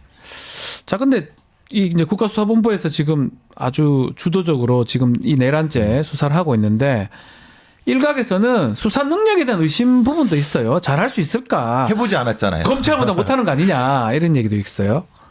그럴 가능성도 있습니다. 왜냐하면 내란죄라고 하는 걸 해본 적이 없잖아요. 네. 아니 내란죄를 세상에 경찰 중에 해본 사람이 아예 없죠. 없겠죠. 없죠. 옛날 얘긴데요. 그렇죠. 아. 그 검사들도 사실은 정치인 수사는 많이 해봤을 겁니다. 네.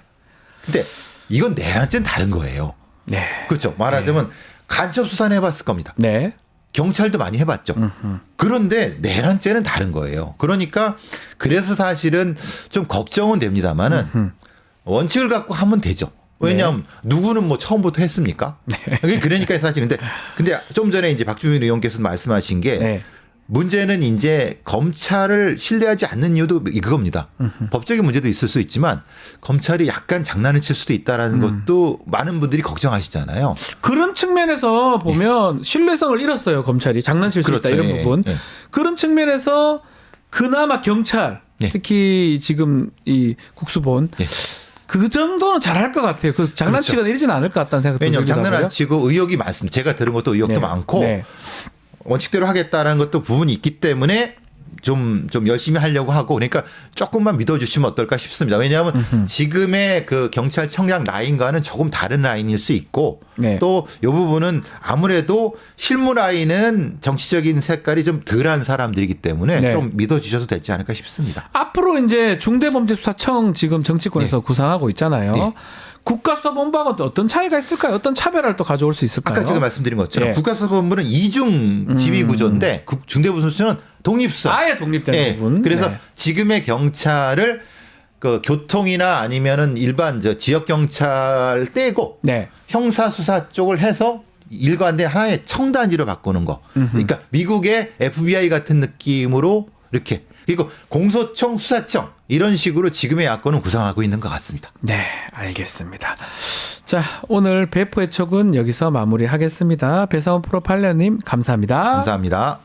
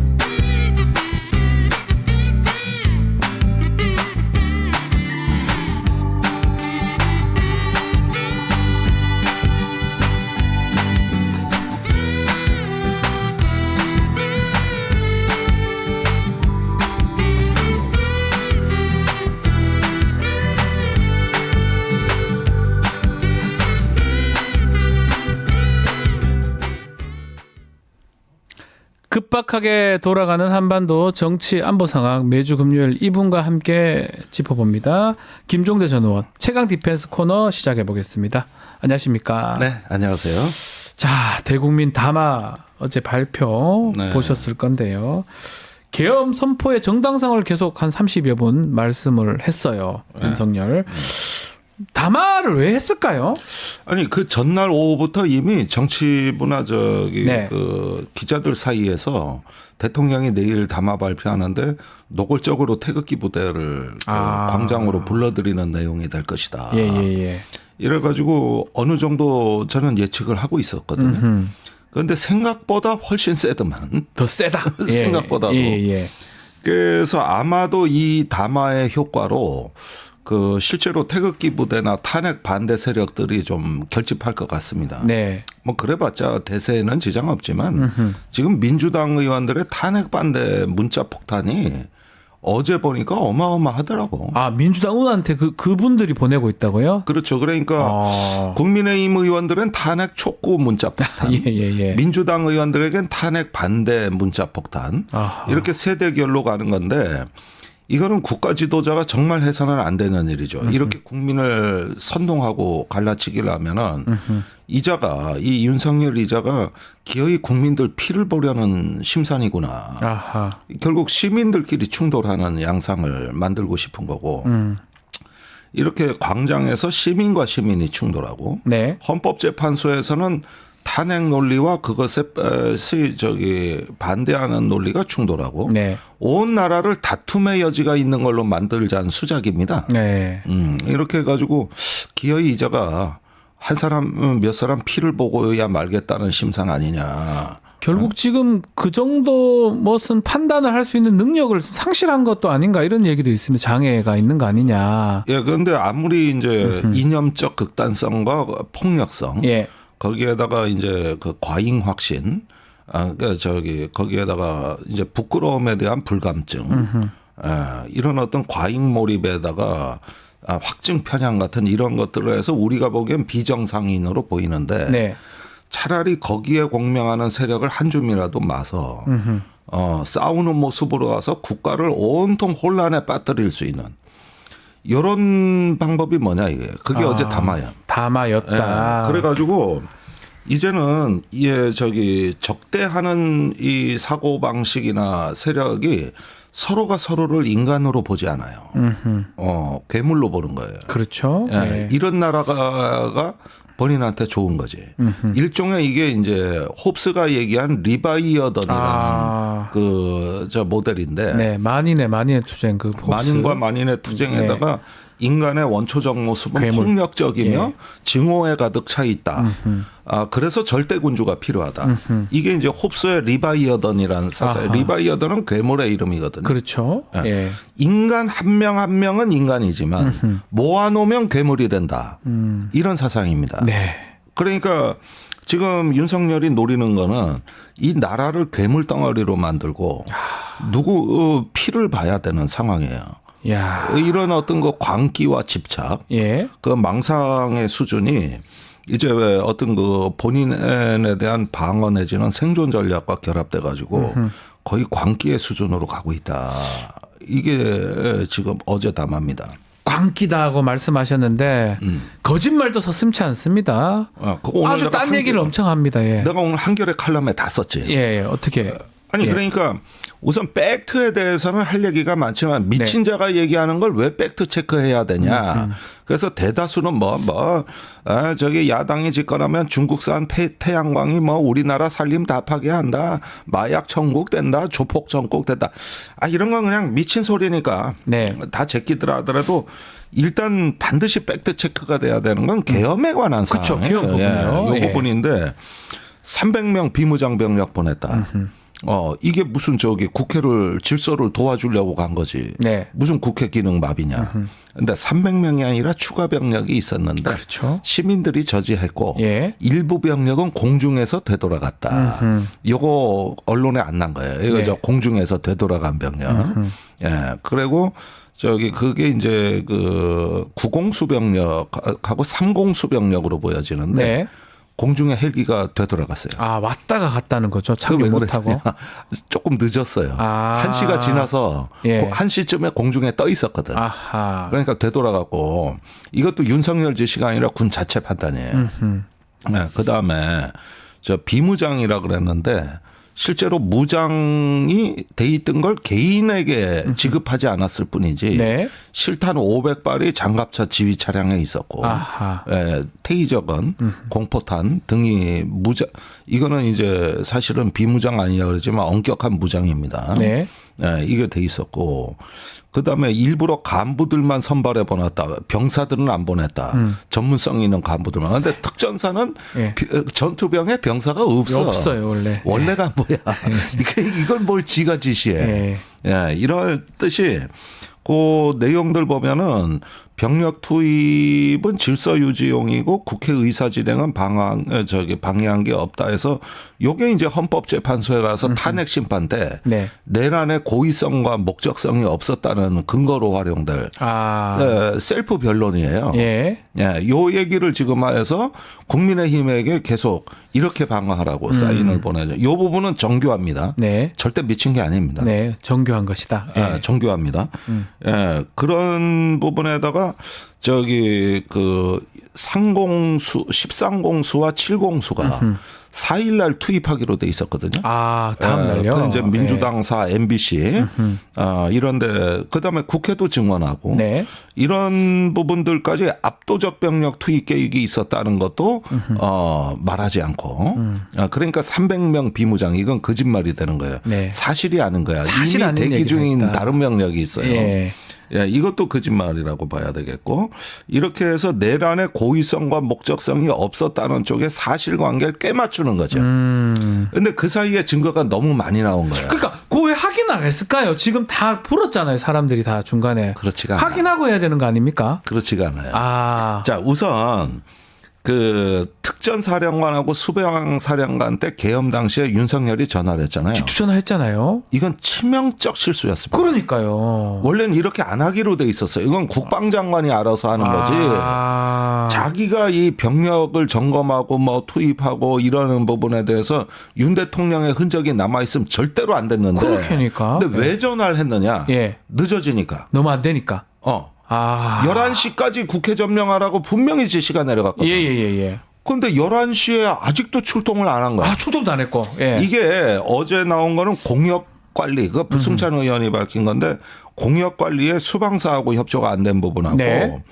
그 다음에 저기 날씨 때문이었습니다. 아, 기상이 좀 안 좋아서 헬기가 늦게 떴군요. 예, 그게 훈련용이라고 일단 저 대기를 시켜 놓으니까 훈련 때는 헬기 운행이 자동 취소됩니다. 아.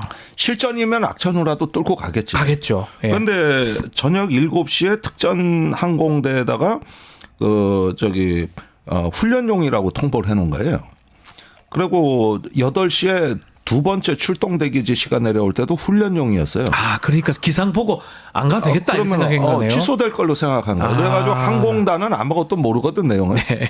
그래서 항공단장한테 이제 실제 출동해야 되는 10시 반 이후에 지금 기상 상황으로 출동 준비 중입니다. 이러니까 곽중근 사령관이 불같이 화를 내는 거야. 뭐하냐.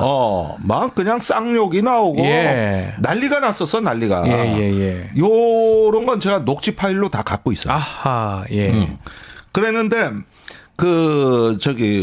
나중에 이제 늦게 출동이 돼가지고 그게 11시 48분에 헬기가 갔는데 네. 어제 담화에서는 자기가 담화 끝나고 그때 가서 출동을 했기 때문에 병력이 늦게 간 건 자기 지시라는 그렇죠. 거야.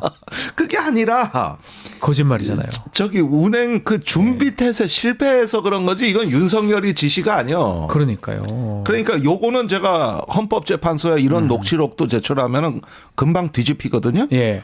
그러니까 11시 48분에 간 게 자기가 국회 의사 진행을 방해할 의도가 없었기 때문에 천천히 보낸 거라는 거예요. 참으로 가소로운 거짓말 아닙니까? 아니 그러니까 이거를 그냥 떳떳하게 그냥 막 거짓말을 하잖아요. 네. 근데 이거는 탄핵 심판에 네. 심리에 영향을 주는 부분은 요럴 때는 또 작아진다고. 이래가지고 살살 거짓말을 해. 요런 거는 제가 100% 다 밝혀낼 자신이 있어요. 네. 그래서 어제 보니까 담화가 첫 번째는 태극기 부대 동원, 두 번째는 탄핵 심리 대비. 네. 예, 이렇게 해가지고 벌써부터 어떤 준비 태세 전환으로 들어간 거고. 네. 네, 이렇게 해서 일단은 내란 수계에서 일단은 벗어나 보겠다는 일종의 몸부림입니다. 몸부림이다. 예.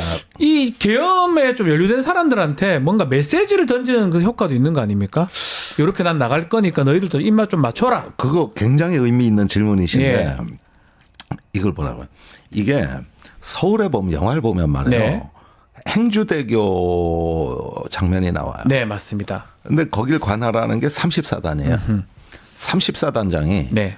양쪽에서 저 지시가 내려와. 예, 두 군데 계엄군하고 예, 반란군하고 다 예. 반란군하고 그 예, 진압군하고. 진압군이요. 예. 그런데 한쪽에서는 저기 다리를 터줘라. 네. 요건 반란군이에요. 예.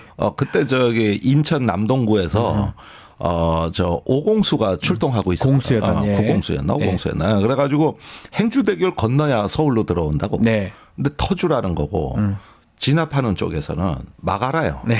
그러면은 이걸 34단장이 어떻게 해야 됐을까? 야. 바리케이트를 쳤지. 네. 그 철로 된 그걸 쳤는데 비스듬히 쳐가지고 아하. 한쪽이 뚫려 있는 거야. 아. 그러면은 이 34단장 입장에서는 쿠데타가 성공하면은 내가 열어줬다가 되는 거고 참. 이 참. 쿠데타가 실패하면 내가 바리케이트를 쳤다가 되는 거죠. 아. 양쪽 결과에 다 맞출 수 있는 거예요. 이게 그러네요. 전문가는 이럴 때 전문가인 거예요. 아. 그런데 지금 국방위에 출석한 장성들의 대다수가 네. 이런 입장이에요. 아, 그렇습니까? 네, 네. 아. 그런데 특전사령관 같은 경우가 예. 곽종근. 저기 보니까 지금 이러지도 저러지도 못하다가 아. 분명히 어느 순간에 저 항명을 했냐면은 그 의사당 문 부수고 들어가서 국회의원들 다 끌어내. 요때 멈춘 거거든. 예, 그때 그만한 것 같아요. 예. 요때 그 그 전까지는 다시 지시를 수행하려고 했던 것 같아요. 그럼 나중에 윤 대통령으로부터 질책은 어떻게 벗어나느냐? 아. 앞에까지 갔는데 예. 중과부적이었고 인원이 적어서 못했다. 내 잘못이 아니다. 인원이 적고 그게 오히려 엎어치기 당한다. 네. 그래서 그건 현장 지휘관 판단이었다. 나는 들여보내려고 했다. 이랬던 거지. 네네네. 그랬는데 이제 이거를 저 윤 대통령이 역용해서 그건 내가 안 들여보낸 거야. 이렇게 둘러치기를 하는 거죠. 아, 그러네요. 그런데 이 전화한 기록이 그럼 있는 건 그럼 뭐냐? 네가 문 부수고 들어가라고 전화한 끄집어내라 거나 이렇게. 부인할 겁니다. 아, 부인할 거예요. 부인할 것이다. 예, 녹음이 안 돼 있거든. 비아폰이니까. 그리고 예. 착각한 거다. 그건 특전사령관. 아. 나는 어떤 상황이냐고 물어본 거다. 요게 헌법재판소에 가는 방어 논리예요. 그리고 군의 비아폰은 저장이 안 돼요. 저장이 안 되니까. 예. 예. 그래서 이 얘기를 한 거고, 지금 이 체포조도 네. 전환은 했지만 실행은 안 됐다. 이런 식으로 해가지고 대부분 건 아래서 검토한 거나 하고 나는 그런 전화 한 적 없다로 벗어나겠다는 심산인데 네.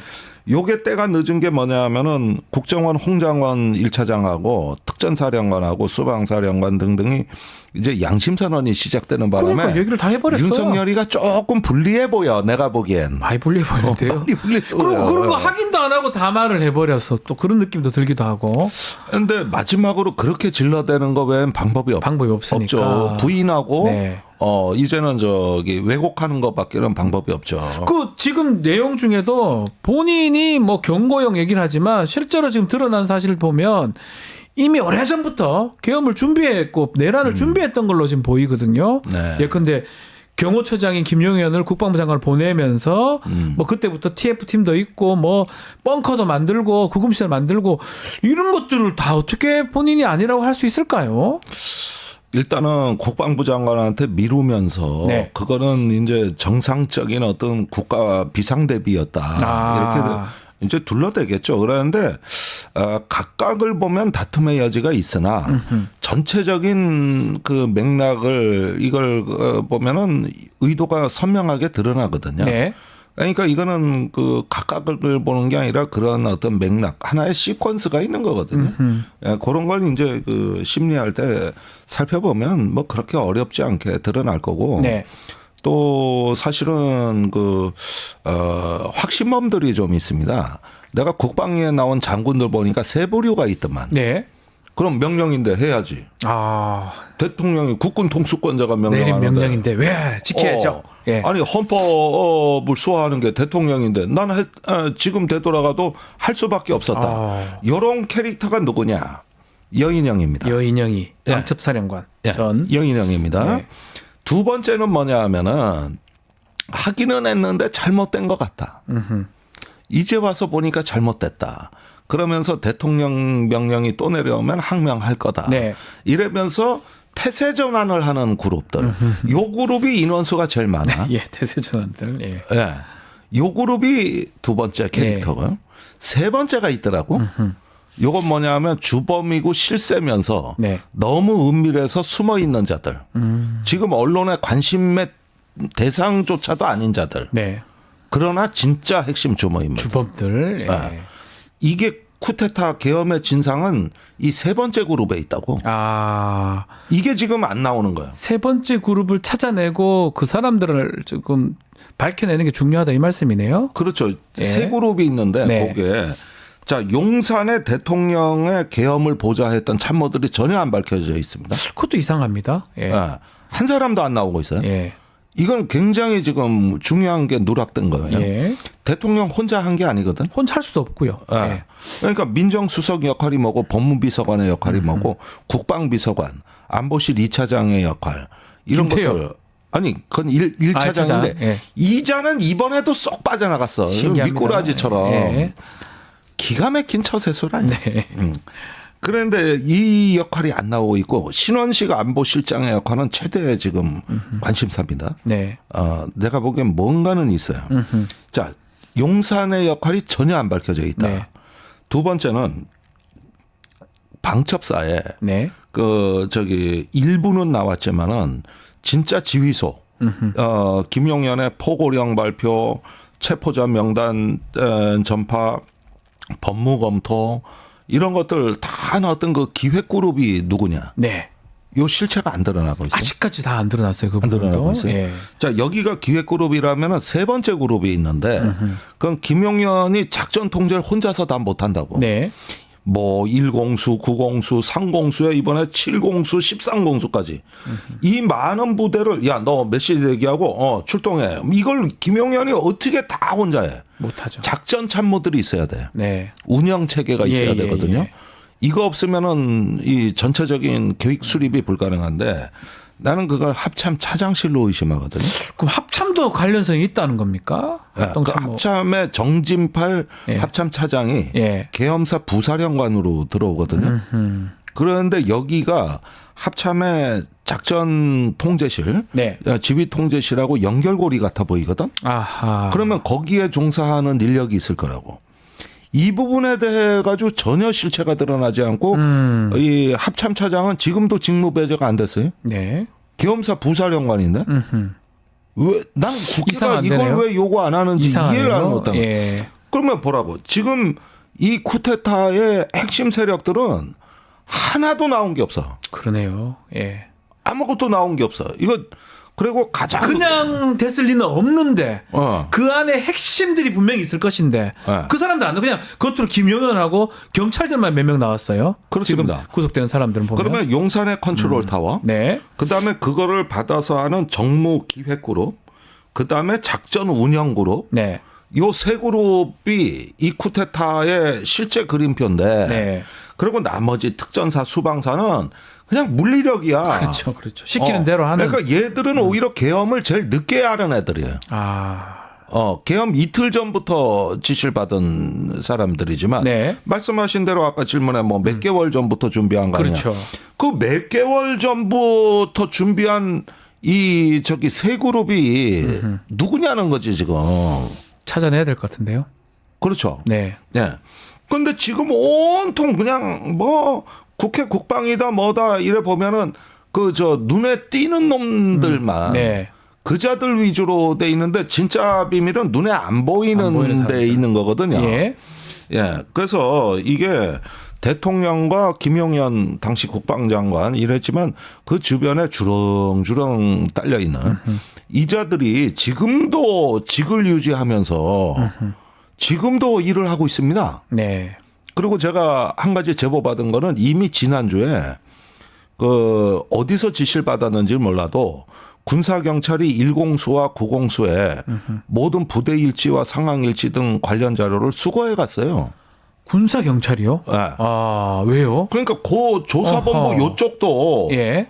굉장히 의혹인데 이게 이제 사후에 은폐 그룹이 또 따로 있는 거거든요. 네. 그런데 그자들이 지금 저기 특수본 경찰 조사본부에 들어가 있는 거야. 그렇죠.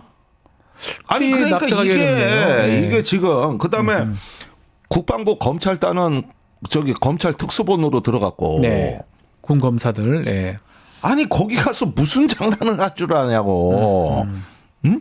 지금 포고령을 작성한 자가 누군지 법무검토한 자가 누군지 아직도 안 밝혀져 아직도 있어. 나오지 않고 그냥 김용현 얘기로는 대통령 둘이 했다라는 식으로 지금 얘기만 나오고 있는데요. 근데 이자들이 갑자기 태세 전환을 해서 이번엔 계엄 수사를 한다는 거야. 네. 아, 그 무슨 말씀인지 알겠습니다. 놀랍습니다. 놀랍죠. 원래 주범일 수 있는 사람들이 본인들이 수사를 한다? 이건 참 놀랍네요. 그러니까 진짜 이 계엄에 대해서 예령이 발령이 됐는데 네.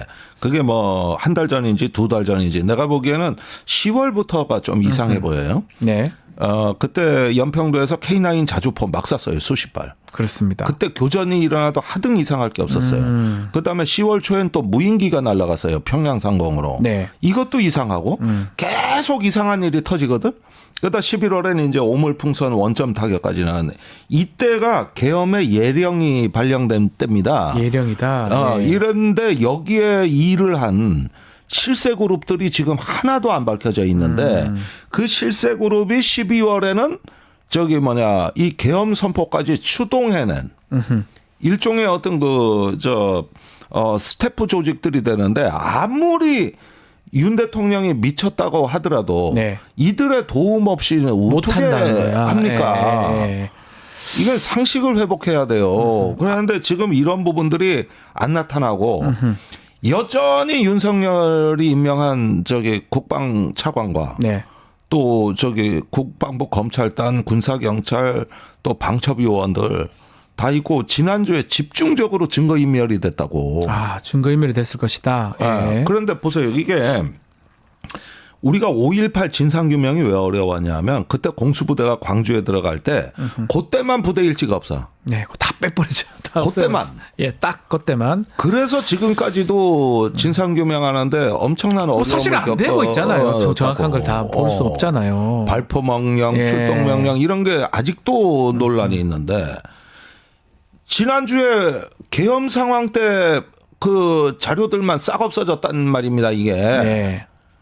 이게 천추의 한이라고. 그러니까 계엄이 해제되고 난 뒤에 그다음에 3, 4일 요게 핵심이에요. 네. 그러면 지금은 저기 누가 이런 걸 뭐 해서 뭐 출동했냐 누가 왔냐가 중요한 게 아니라 최근에 며칠 사이에 이 증거가 인멸된 게 누구 짓이었는가가 급한 거예요. 네. 이거를 일단 잡아내야 되는 겁니다. 이거를. 이번 내란 관련해서는 정말 하나라도 문제되는 사람들 다 찾아내서 색출해서 다 처벌해야 된다 이 말씀이시네요. 근데 이제 그게 과하다 보면은 네. 대다수의 군인들은 12.12 때 34단장 같은 인물인데. 네. 박준병이었나요? 아니 아닌가요? 그게 지금 아니고. 지금 말했던 34단. 네. 30 거기는 박준병은 24단인가 예, 그렇고 예. 그건 이분은 네. 박모 중장인데 내 이름은 얘기 안 할게. 네. 그 저기 전두환 정권 때 그 공로로 3스타 진급을 했어. 그래서 잘 살았어. 중장이 돼 버렸네요. 예. 그러니까 이래도 빠져나가고 저래도 빠져나가고. 그런데 이 회색지대는 전부 색출하기에는 지금 군에 대한 어떤 그 현행 작전을 수행하는 군이기 때문에 네. 너무 제한 사항이 많아요. 네. 어떻게 다 잡아내냐고. 그렇죠. 그러면은 지금 순서는 누가 증거 인멸했느냐. 네. 요걸 잡는 거고. 그런 인물들이 까꾸로 계엄 수사한다고 설치고 있다. 은폐하는 놈들이. 예. 이러면서 하나하나 기준선을 잡아나가야지 처음부터 이런 군인들을 다 잡아내고 처음부터는 처벌할 못할 수가 없어요. 것이다. 예. 일단 핵심 위주로 가야 되는 겁니다. 네. 근데 지금 지난주에 일주일 동안 국회가 일단은 당장은 계엄의 부당성을 입증하느라고 너무 어떤 그 눈에 보이는 거 위주로 그렇죠, 가셨어요. 맞아요. 근데 지금은 이제 약간 촬영관들 불러서 많이 했죠. 예. 네. 네. 그러다 보면 국민들한테 관심사는 충족이 되고 네. 유튜브 조회수는 뭐 몇십만 쑥쭉 올라가겠지. 그런데 네. 지금은 그게 중요한 게 아니라 하나의 맥락을 구성해내는 거고 이런 면에서 숨겨진 진실을 찾아내야 되는 거예요. 네. 자, 그리고 요 좀 마치 이제 그 질문을 좀 드려봐야 될 것 같아요. 부정선거 관련된 얘기를 어제 담화에서도 얘기를 했거든요. 이거 어떻게 봐야 됩니까? 예, 뭐 지금 한교안 전 총리 얘기도 그렇고 그렇죠. 부정선거 얘기는 계속 끊임없이 나오는 것 같습니다. 그런데 이 음모론은 참 뭐랄까 이게 일종의 어떤 이 확증 편향성이라는 게 이게 일종의 질병 같아서 이게 치유가 안 된다고 이게 치유가. 사실은 그 선관위원 중에 국민의힘에서 추천한 그 상임위원들이 있거든요. 네. 그분들도 아니라는데. 그 부정선거 하려면 그 사람들하고 다 매수하고 뭐 해야 될 거 아니에요. 그거 쉽지 않아 그분들도 보이는데요. 아니라는데. 예. 그리고 한 나라의 선거제도가 부정선거라 그러면은 뭐 이건 국가 존립의 문제인데 아니 그걸 이제 와서 점검하려고 갔다는 거 아니에요. 네. 또 말이 바뀌었어. 이상하죠. 예. 외부에서 해킹하고 데이터 조작하는 흔적이 있어서 점검하러 갔다. 네. 이렇게 이제 어제 담화에서 둘러대는 거거든요. 그래서 아이고 이 사람은 이게 약이었구나. 망상이다. 아니 그거 때문에 선관위가 그 많은 돈 들여가지고 네. 이미 보안 조치하고 여러 가지 그 장치 마련하고 아무리 해도 믿질 않고 요걸 그러니까요. 때렸겠다 그러니까. 네. 이러면 이 나라의 선거제도 자체가 없어져야 돼. 그러니까 말도 안 되는 얘기를 혼자 망상에 빠져가지고 유튜브만 지금 보는지. 그리고 이제 요거 짚어봐야 될 것 같은데 오늘 단독 보도가 하나 있습니다. 명태균 그 핸드폰 그거 발견됐다면서요? 저기 검찰에서. 네. 이거 어떻게 봐야 됩니까? 한금폰이라고 표현하는데. 네. 드디어 명태균과 계엄 사태가 연결되고 있습니다. 이 부분인가요, 그러면? 예. 그러니까 이 부분은 제가 정확히 취재를 한 건데 네. 계엄이 선포되는 과정에서 그 전주에 대통령이 이제 굉장히 급해진 게 그 창원지검에서 강혜경 씨가 갖고 있던 명태균의 데스크탑 포렌식이 끝났다. 그 보도 나왔었어요. 요거 조금. 감당 네. 못할 내용이다. 예. 그다음에 명태균이 황금폰을 뭐 국민 앞에 공개하겠다. 뭐 민주당에 제공하겠다. 이 협박이 나왔다. 네. 근데 이게 왜 심각한 건 윤석열 대통령 본인이 제일 잘 알거든요. 제일 잘 알겠죠. 예. 김건희랑 둘이. 예. 그리고 그 다음에 올라온 보고서가 뭐냐 하면은 친한계가 김건희 특검 찬성으로 돌아섰다. 이래가지고 통과될 가능성이 높다. 이게 대통령한테 올라갔다는 거예요. 명태균 폰, 명태균 PC, 친한계 특검법 찬성 세 가지. 예. 이게 올라갔는데 그러고 나서 지시가 내려간 게 그 용산의 법무팀이 개헌 검토를 한 거죠. 근데 내란죄에 대해서는 직접 무력 행사에 대통령이 개입만 안 하고 계엄 담화만 하면 그 아무리 어떤 내란죄 혐의가 있어도 다툼의 여지가 충분하다. 이렇게 보고서가 올라갔대요. 그런데 실제 계엄 상황에서는 이 시나리오대로 안 가고 대통령이 전화질을 해버린 거죠. 전화를 다 해버렸어요. 다 걸려버리고. 이제는 예. 지가 초조하고 네. 급해지니까. 겁나니까. 예. 그래서 재촉하느라고 사령관들을. 네. 그 바람에 이게 이제 저기 진실이 밝혀지는 거지만 그 보고서를 보고 결심했다는 거예요. 여기서 이제 명태균 한동훈이 왜 계엄의 직접적인 트리거가 됐느냐. 이 구조가 나오는 거거든요. 요거는 내부인의 이야기입니다. 그래가지고 저기 김용현한테 이제 의견을 물었는데 김용현 장관은 지금까지 준비한 대로 이렇게 실행을 하면은 실패할 일은 없다고 보고한 거예요. 그렇게요. 예, 네. 예. 준비 잘해놨다. 사실은 예. 상대방은 무력도 없고 네. 대통령과 장관이 무력을 행사하는데 어떻게 실패하냐고. 그렇죠. 예. 그러니까 과거에 우리가 5.16이나 12.12는 상대방이 무력이 있고 그걸 전복하는 전복형 쿠데타였는데 이건 친위 쿠데타니까 정반대 그렇죠. 성격을 갖고 있고 친위 쿠데타는 사이즈가 작아요. 그리고 저기 간단하게 신속하게 끝나는 게 친위 쿠데타거든요. 네. 그리고 한국에선 쿠데타가 실패한 적이 없어요. 그렇죠. 다 성공했네 이때까지 보면. 어. 예. 아니 실패할 일이 없다. 예. 실패할 수도 없다. 실패할 수가 없다. 경찰까지 우리 손에 예. 있는데. 예. 그래가지고 확신을 갖고 한 겁니다. 실패 가능성을 의심하지 않았어요. 그런데 이 사람들이 몰랐던 거는 우리나라의 민주주의와 시민의 힘이 강하다는 겁니다. 한국은 시민의 힘이 세계에서 제일 강한 나라다. 네. 이미 민주항쟁의 역사가 충분히 그 많은 경험을 축적하고 있다. 네. 그리고 여기에 저항을 하는 그 신속함도 이미 계엄에 대한 경고를 야당이 충분히 받았다.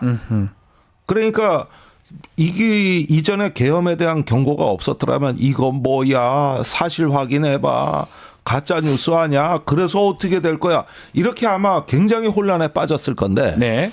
이재명 대표가 국회로 다 모여라 너무 컸던 한 것 메시지 같아요. 냈던 게 예. 10시 42분입니다. 예. 대통령 담화 끝나고 12분 만에 달려가기 시작했다고? 이게 가능한 거야? 정군 주요 지휘관 회의가 예. 10시 43분에 소집됐으니까 더 빨랐네요. 그거보다도 빨라.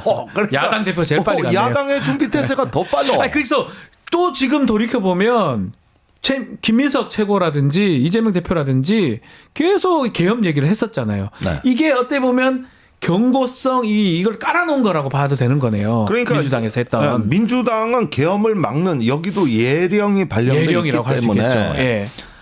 그래서 드디어 올 것이 왔구나. 이래서 그냥 야 드디어 계엄이야 빨리 가. 이 자세가 나오는 게요. 원래 불가능합니다. 어렵죠, 사실은. 아무런 경고가 없었더라고요. 네. 불가능해요. 근데 그 새벽 얘기 하잖아요. 어제 담화도 보면 내가 만약 성공시킬 것 같으면 주말이나 새벽이나 단전시키고 하지 이 얘기 하던데 그건 어떻게 봐야 됩니까? 사실은 예. 내가 그 민들레 칼럼에 네. 대통령 담화 전에 쓴 칼럼이 있어. 주말에 했다면 성공했을 거다. 네. 그다음에 대통령이 이해를 못한 건 D-Day는 이해를 했다. 12월 3일. 예. 근데 H-hour를 이해 못했다. 시간을 이해를 못했다. 예. 그러면 대통령 담화가 끝나는 시간이 11시여야 됐다. 네. 그래야 동시에 의사당 점령인데 아. 요 30분에 공백이 있었거든. 그때 다 들어가 버렸어요. 그때 우리 국회의원들이. 이재명 대표가 다 모이라 그랬어. 네. 그리고 정부 지휘관회의가 더 늦어. 네. 요 30분이 실패의 원인인데 네. 이건 H-hour를 이해 못한 거다. 작전 개시 시점이라 그래 그거는. 그래서 D-Day와 H-hour가 있는데 네. 이 부분을 왜 이해를 못하냐면은 성공에 대한 과신이다. 그리고 김용현 장관의 스타일이 권력에 대해 엄청난 환타지를 갖고 있는 게 대통령이 저렇게 담화하고 우리가 쳐들어가면은 전부 납작 엎드리든가 숨을 줄 알았던 거야. 이 사람이 원래 권력에 대한 환타지가 이거예요. 예. 아주 무능하고 오만한 장수죠. 이게 이제 전쟁 때 어떤 아군의 사령관이 야, 이거 미사일 몇 방 쏴. 이 새끼들 전부 겁이 나가지고 다 튀어버릴 거야. 이렇게 적을 깔보는 놈은 꼭 전쟁에서 진다고. 지금 딱 그렇게 생각하고 그렇게 했을 거라는 거네요. 김용현 전 장관이. 그래서 운명의 30분이었던 거예요. 그리고 거기에다가 오만함이란 말이야. 그런데 지금 이거를 30분을 자기가 한 건 국회를 존중하고 저기 계엄 해제할 여유를 주기 위해다라는 나의 의도된 실패였다. 그런 것처럼 이렇게 얘기하잖아요. 지금 포장이 된 거지. 그러면 내란죄를 벗어날 수 있다고 믿는 거야. 의도된 실패였다. 네. 그런데 요 30분은 치명적인 거야. 치명적. 그래서 군대에서 H-hour가 무지한히 중요한 게 이것 때문이라고. 만약에 우리 대통령이 북한에 선전포고를 했어. 그런데 아무 행동을 30분간 안 해. 그럼 그 사이에 북한이 핵무기를 우리한테 쏘는 거야. 그러니까요. 그건 누가 봐도 그렇지 않나요? 그래서 H-hour가 이래서 중요한 거라 말이야. 군대를 안 갔다 와서 뭐 저런 거 잘 모르는 건가요? 근데 내 말을 못 알아듣는다니까 지금도. 아직도? 군대를 안 갔다 와가지고. 못 알아듣는다. 이게 무슨 얘기인지 이거는 군대 갔다 온 사람이면 다 알아들어. 그리고 좀 정리를 좀 해야 되는데 이 황금폰 앞으로 이제 이게 탄핵 정국하고도 연결되는 겁니까? 뭐 더 나온다면요? 예, 나옵니다. 그러니까 왜 계엄을 그 12월 3일 날 네. 자기들이 불리한 시간에 선포할 수밖에 없었는지 이게 그러니까 이 황금폰의 실체를 이게 곧 터질 가능성이 있다고 보고 계엄을 선포한 거라 이거요. 그렇죠. 그걸 지금 여기 오늘 중앙일보 단독 기사인데 네. 그 검찰이 지난주에 확보한 걸 이제 얘기하는 거예요. 그러니까 이게 계엄의 트리거였다는 거죠. 트리거였다. 아. 뭐 사실은 김종대 의원님께서 그 말씀 하셨어요. 왜 그때 했을까 했을 때 창원이나 이런 데서 뭔가 나왔을 뭉텅거리가 나왔을 것이다는데 이게 사실은 실제로 나왔었네요. 황금폰이. 그렇다니까. 얘기는 안 했지만 그때는 짐작이었는데 취재해 보니까 네. 사실이더라고. 사실이었다. 그 다음에 한동훈이었어. 네, 한동훈 얘기. 한동훈이 한동훈이었어요. 특검 찬성으로 돌아서는 거. 네. 이것도 그거 막으려고 한 거예요. 앞으로 탄핵도 뭐 탄핵이지만 매우 중요한 전국의 폭탄이 되지 않을까. 그렇죠. 황금폰이. 그러니까 어제 담화에서 야당 얘기만 계속 하잖아요. 네. 그러면 한동훈이 왜 체포 대상에 들어가 있어? 그러니까. 야당이 괴물이고 내란 세력이라며. 그럼 한동훈은 왜 들어갔냐고. 네. 그다음에 판사도 한 명 들어갔다고. 네. 이재명 무죄준. 권순일 대법관요. 권순일도 대법관도. 네. 아니 야당을 치겠다는데 한동훈이 왜 들어가? 이상하죠. 그 사람이 탄핵의 트리거인 거야. 요게요. 알겠습니다. 네. 자, 좀 더 뭐 토요일 날 내일 탄핵도 있고 아마 이 황금폰 얘기도 좀 더 나올 것 같습니다. 왜 이 황금폰, 왜 계엄 이 내란 행위를 했는지 그 내용도 앞으로 더 드러나지 않을까 우리 김종대 의원님하고 말씀을 나눠봤습니다. 자, 오늘 말씀은 여기까지 듣겠습니다. 감사합니다. 감사합니다.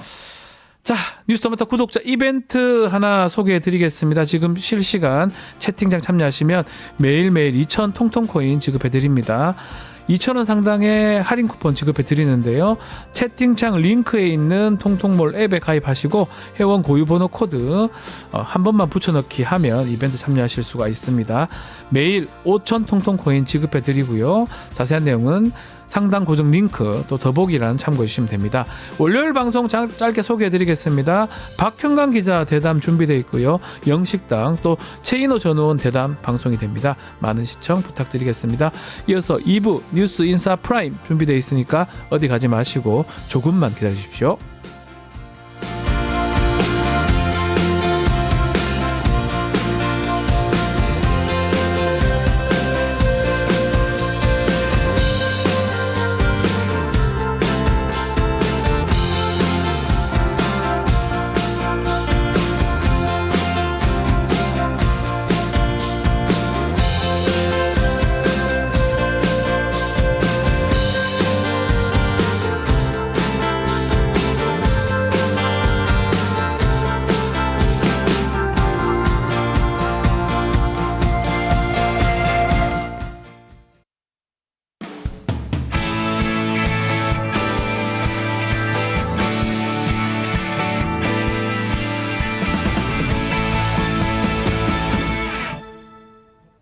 한 발 더 들어가는 고품격 시사대담 뉴스 인사 프라임 시작하겠습니다. 금요일 세계와 K입니다. 세계 속의 한국 또 우리가 알아야 될 세계 소식 다뤄보겠습니다. 문희정 평론가와 함께합니다. 안녕하십니까? 네, 안녕하십니까? 자, 먼저 어제 있었던 윤석열 대통령 대국민 담화 이야기부터 해보겠습니다. 네. 평론가님 어떻게 보셨어요? 한숨을 쉬시네요. 저는 그 대국민 담화라는 소리만 들려도 심장이 벌렁거리거든요. 네. 저 요즘 사실 잠을 잘 못 자는데 저뿐만 아니라 많은 국민들이 그런 것 비슷한 같아요. 상황일 것 같습니다. 네. 그런데 정말 참담했습니다. 한 국가의 대통령이 할 수 있는 얘기들인가. 온갖 거짓들로 그리고 본인의 어떤 집착, 광기 이런 걸 제대로 보여준 그리고 전 세계가 지금 대한민국을 정말 주목하고 있는 상황 아닙니까? 그래서 전 세계가 실시간 속보로 타전을 하고 있는 상황에서 정말 늘 그랬습니다만 부끄러움은 우리들의 몫이겠구나. 그리고 그런 생각도 했어요. 차라리 이게 혹시 하는 일말의 기대마저도 스스로 알아서 끊어주니까 국민들 입장에서는 결론을 내리기가 너무나 쉬워졌다. 그리고 굉장히 단호해져야 되겠구나라는 생각들을 하게끔 만들지 않았을까라는 그런 뭐 긍정적인 부분도 있었던 것 같습니다. 어떻게 보셨어요? 너무 참담했던 것 같은데 네. 여기서는 좀 외신 얘기를 좀 해봅시다. 네. 외신에서도 막 관심을 가지고 보고 전했던 것 같아요. 그렇습니다. 그러니까 실시간으로 네. 다 이제 속보로 타전을 했는데요. 네. 이제 내용들의 외신들도 좀 충격을 많이 받은 것 같아요. 네. 왜냐하면은 일단 외신들은 이건 친위 쿠데타라는 규정을 거의 대부분 했었고요. 네. 그래서 헌법과 법치에 따라서 이제 탄핵이라는 과정으로 가는 그 시점에 있다라고 이야기를 했는데 갑자기 대통령이라는 사람이 나와가지고 이걸 다 뒤집는 끝까지 국민들과 뭐 싸우겠다라는 식의 이야기를 하지 않았습니까? 그래서 아니.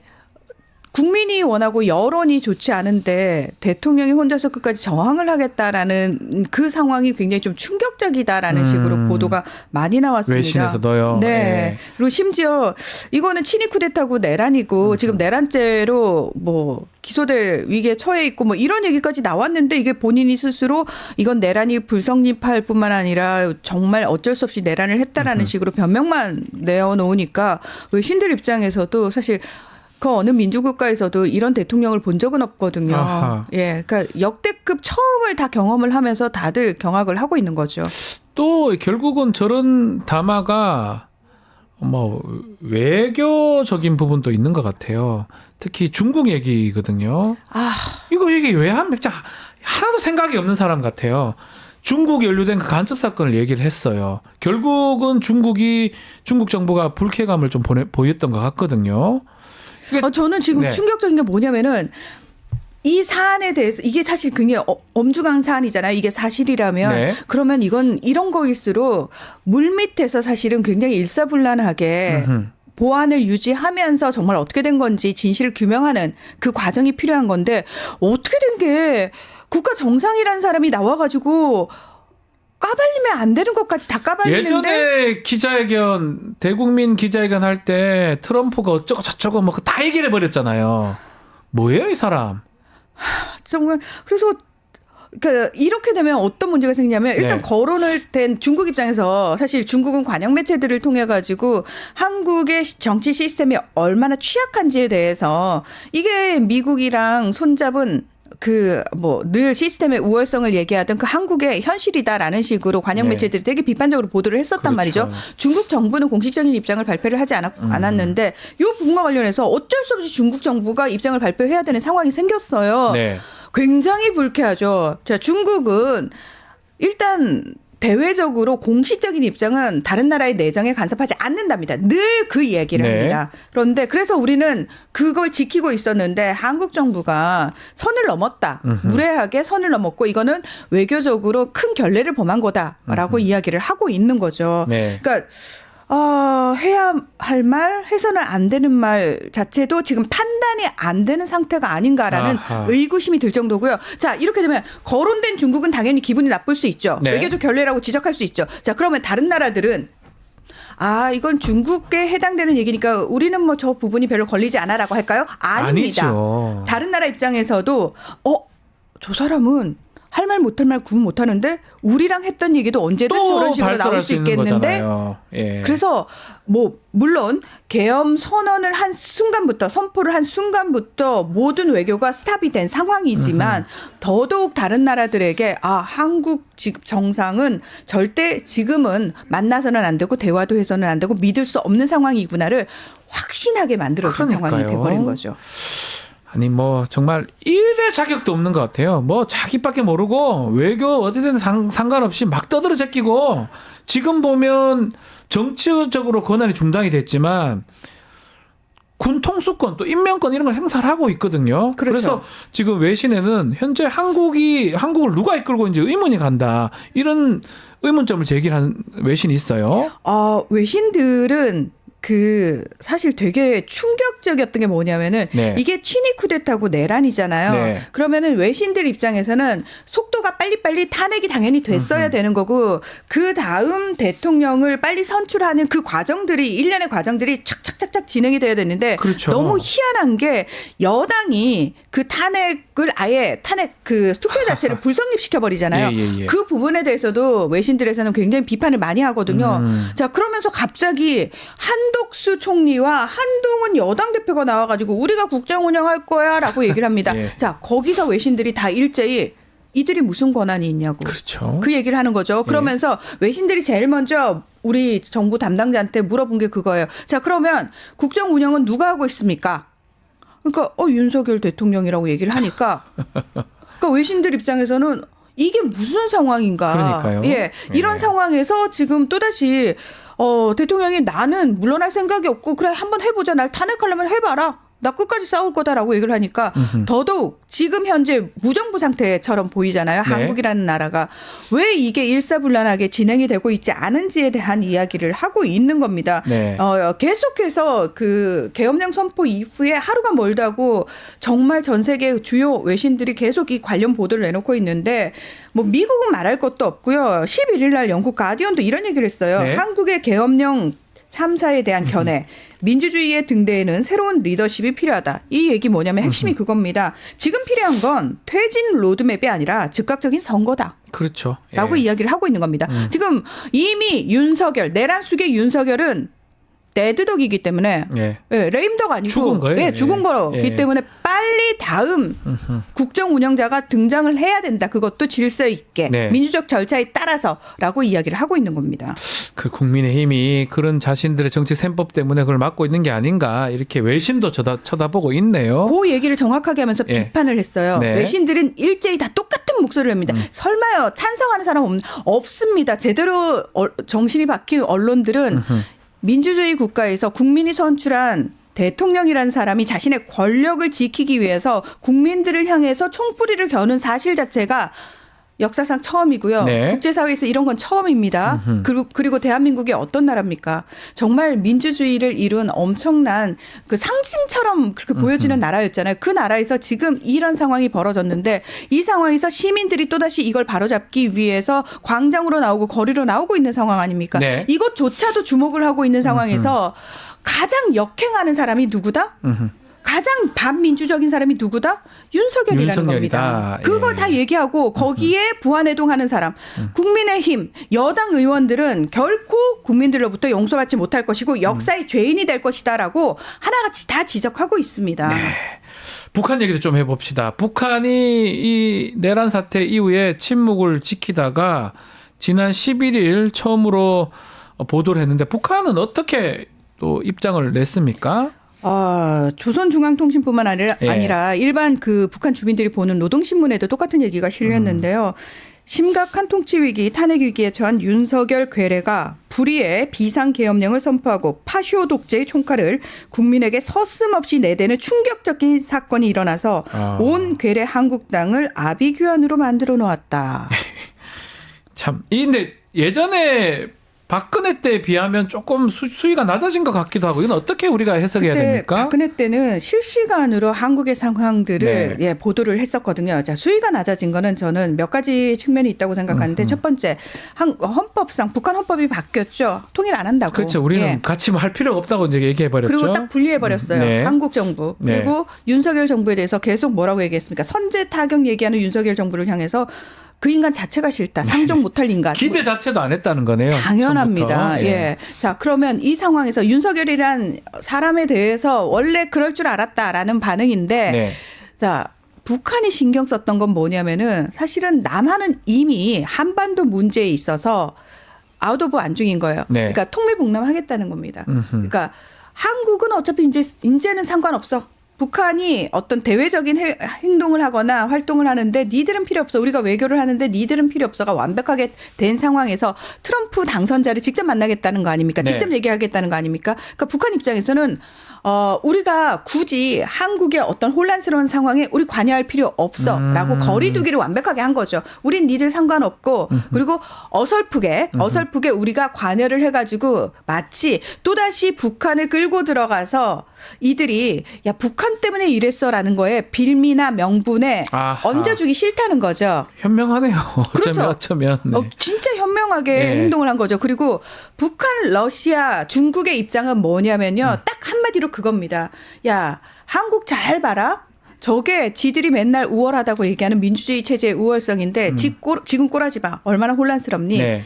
체제적으로는 우리가 훨씬 더 안정성이 있고 우월해. 그렇죠. 라는 논조를 유지를 하고 있는 겁니다. 리더가 뭐 미추가이 같은 게 들어오면 똑같다는 거잖아요. 그렇죠. 더 엄청 나쁘다는 거잖아요. 그러니까 한국의 취약성이 거기서 예, 드러난다는 거죠. 예. 자, 트럼프 얘기를 좀 했는데 트럼프는 별말이 없습니다. 네. 어떻게 해석하는 게 맞습니까? 트럼프가 별말을 안 하는 거는 지금 이제 사실은 바이든 행정부가 네. 거기도 데드덕이긴 합니다만 아직까지 정권을 잡고 있잖아요. 네. 지금 바이든을 비롯해서 민주당 그 지지하는 성향의 주류 언론들이 걱정하는 부분은 뭐냐면은 이 상황을 트럼프 당선자가 보고 배울 것을 두려워하는 겁니다. 2021년 1월 6일 날 의회 난입 사건이 그렇죠. 있지 않았습니까? 비슷한 일이라고 그래서 보이는데요. 미국 언론에서는 계속 그걸 결부시키는 거예요. 그러니까 사람들에게 트럼프가 취임하게 되면 단 하루만 독재를 하겠다고 얘기를 했거든요. 트럼프가 들어서서 혹시라도 이런 상황이 벌어질 수 있는 걸 미리 경각심을 주기 위해서 계속해서 이야기를 하고 있는 거고요.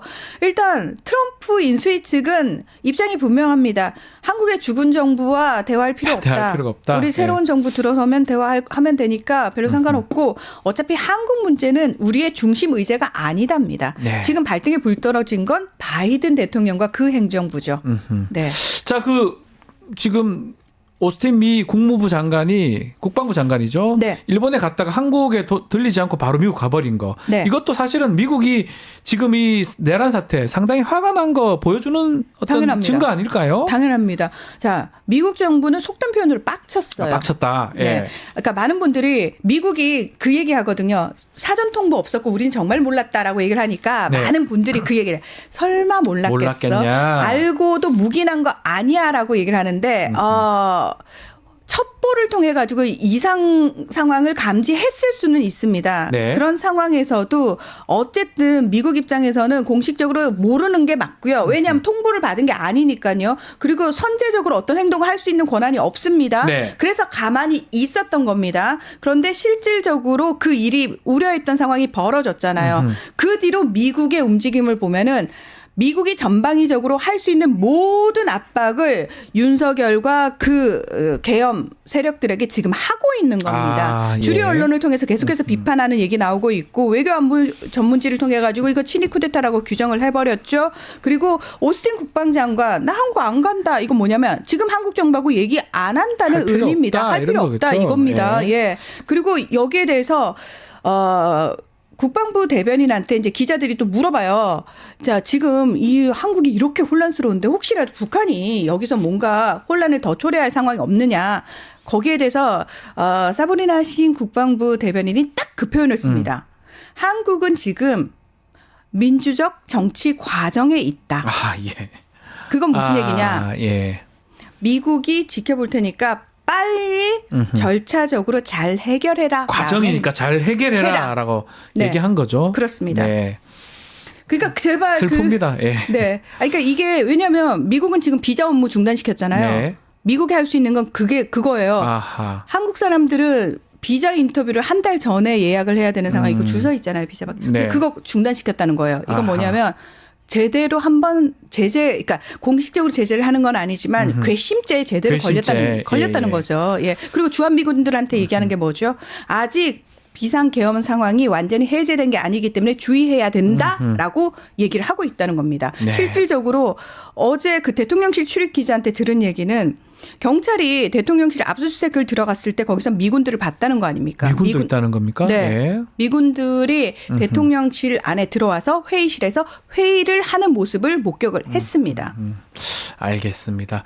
좀 다른 얘기 좀 해보겠습니다. 자, 지난 10일입니다. 한강 작가가 한국 최초 노벨 문학상 수상을 했는데 요것도 좀 우리 얘기를 좀 해보죠. 해외에서 뭐 극찬이 이어졌습니다. 네, 그렇습니다. 이 노벨상 주간이어가지고 사실 한강 작가님이 이미 이제 출국을 하셔가지고 네. 거기서 막 여러 가지 행사들을 하고 있었는데 우리 이것만 아니었으면 좀 더 우리 보도될 문화의 건데. 역사상 가장 너무 뜻깊은 일이고 그러니까요. 너무 의미 있는 일을 이렇게 망쳐버렸는데요. 망쳐버렸어요. 예. 그러면서 동시에 아이러니하게도 한강 작가의 수상의 의미를 어떤 의미에선 역설적으로 더 강조를 해준 상황이었죠. 네. 소년이 온다가 5.18. 5.18이잖아요. 관련된. 그러니까 실질적으로 그 5.18 상황에 대해서 이 5.18이 뭐냐면요라고 설명할 필요 없이 사실은 지금 한국에서 벌어지고 있는 상황입니다로 네. 바로 대체가 가능한. 그래서 오히려 전 세계 사람들이 이해를 굉장히 잘할 수 있는. 현재 진행형으로 좀 그렇습니다. 돼버렸어요. 그런 상황이 돼버렸죠. 자, 지금 또 아쉬운 점이 좀 있는데 네. 이게 한국어가 좀 스웨덴에 좀 울려 퍼지나 했었는데 결국 한국어 없이 스톡홀름에 영어하고 스웨덴어로 그렇게만 진행이 됐어요. 그 부분 좀 아쉽지 않습니까? 네. 그러니까 원래는 그 이제 수상자를 발표를 네. 하면서 마지막에 이렇게 스웨덴어와 그 상을 받는 사람의 모국어로 얘기를 해줘야 되는데 이거 발표를 맡으신 그 엘렌 마손이라는 그 작가분이 열심히 가르쳐 드렸대요. 한국어로 이렇게 네. 해라. 예. 근데 잊어버렸나? 아니요, 그게 한국어가 너무 어려워서 어려워서? 못하겠다고 얘기를 했대요. 그래서 뭐 이렇게 한국어로는 친애하는 한강 작가님 상을 받기 위해 앞으로 나와주십시오. 요거였는데 그걸 못했군요. 너무 힘들어 하셨대요. 그래서 어쩔 수 없이 영어로 했다고 얘기를 하는데 뒤이은 만찬에서는 대학생 사회자가 또 한국어로 짧게 한강 작가님을 소개를 하기도 했고요. 저는 그 사실 한강 작가님이 수상 소감 중에서 그 얘기를 하거든요. 네.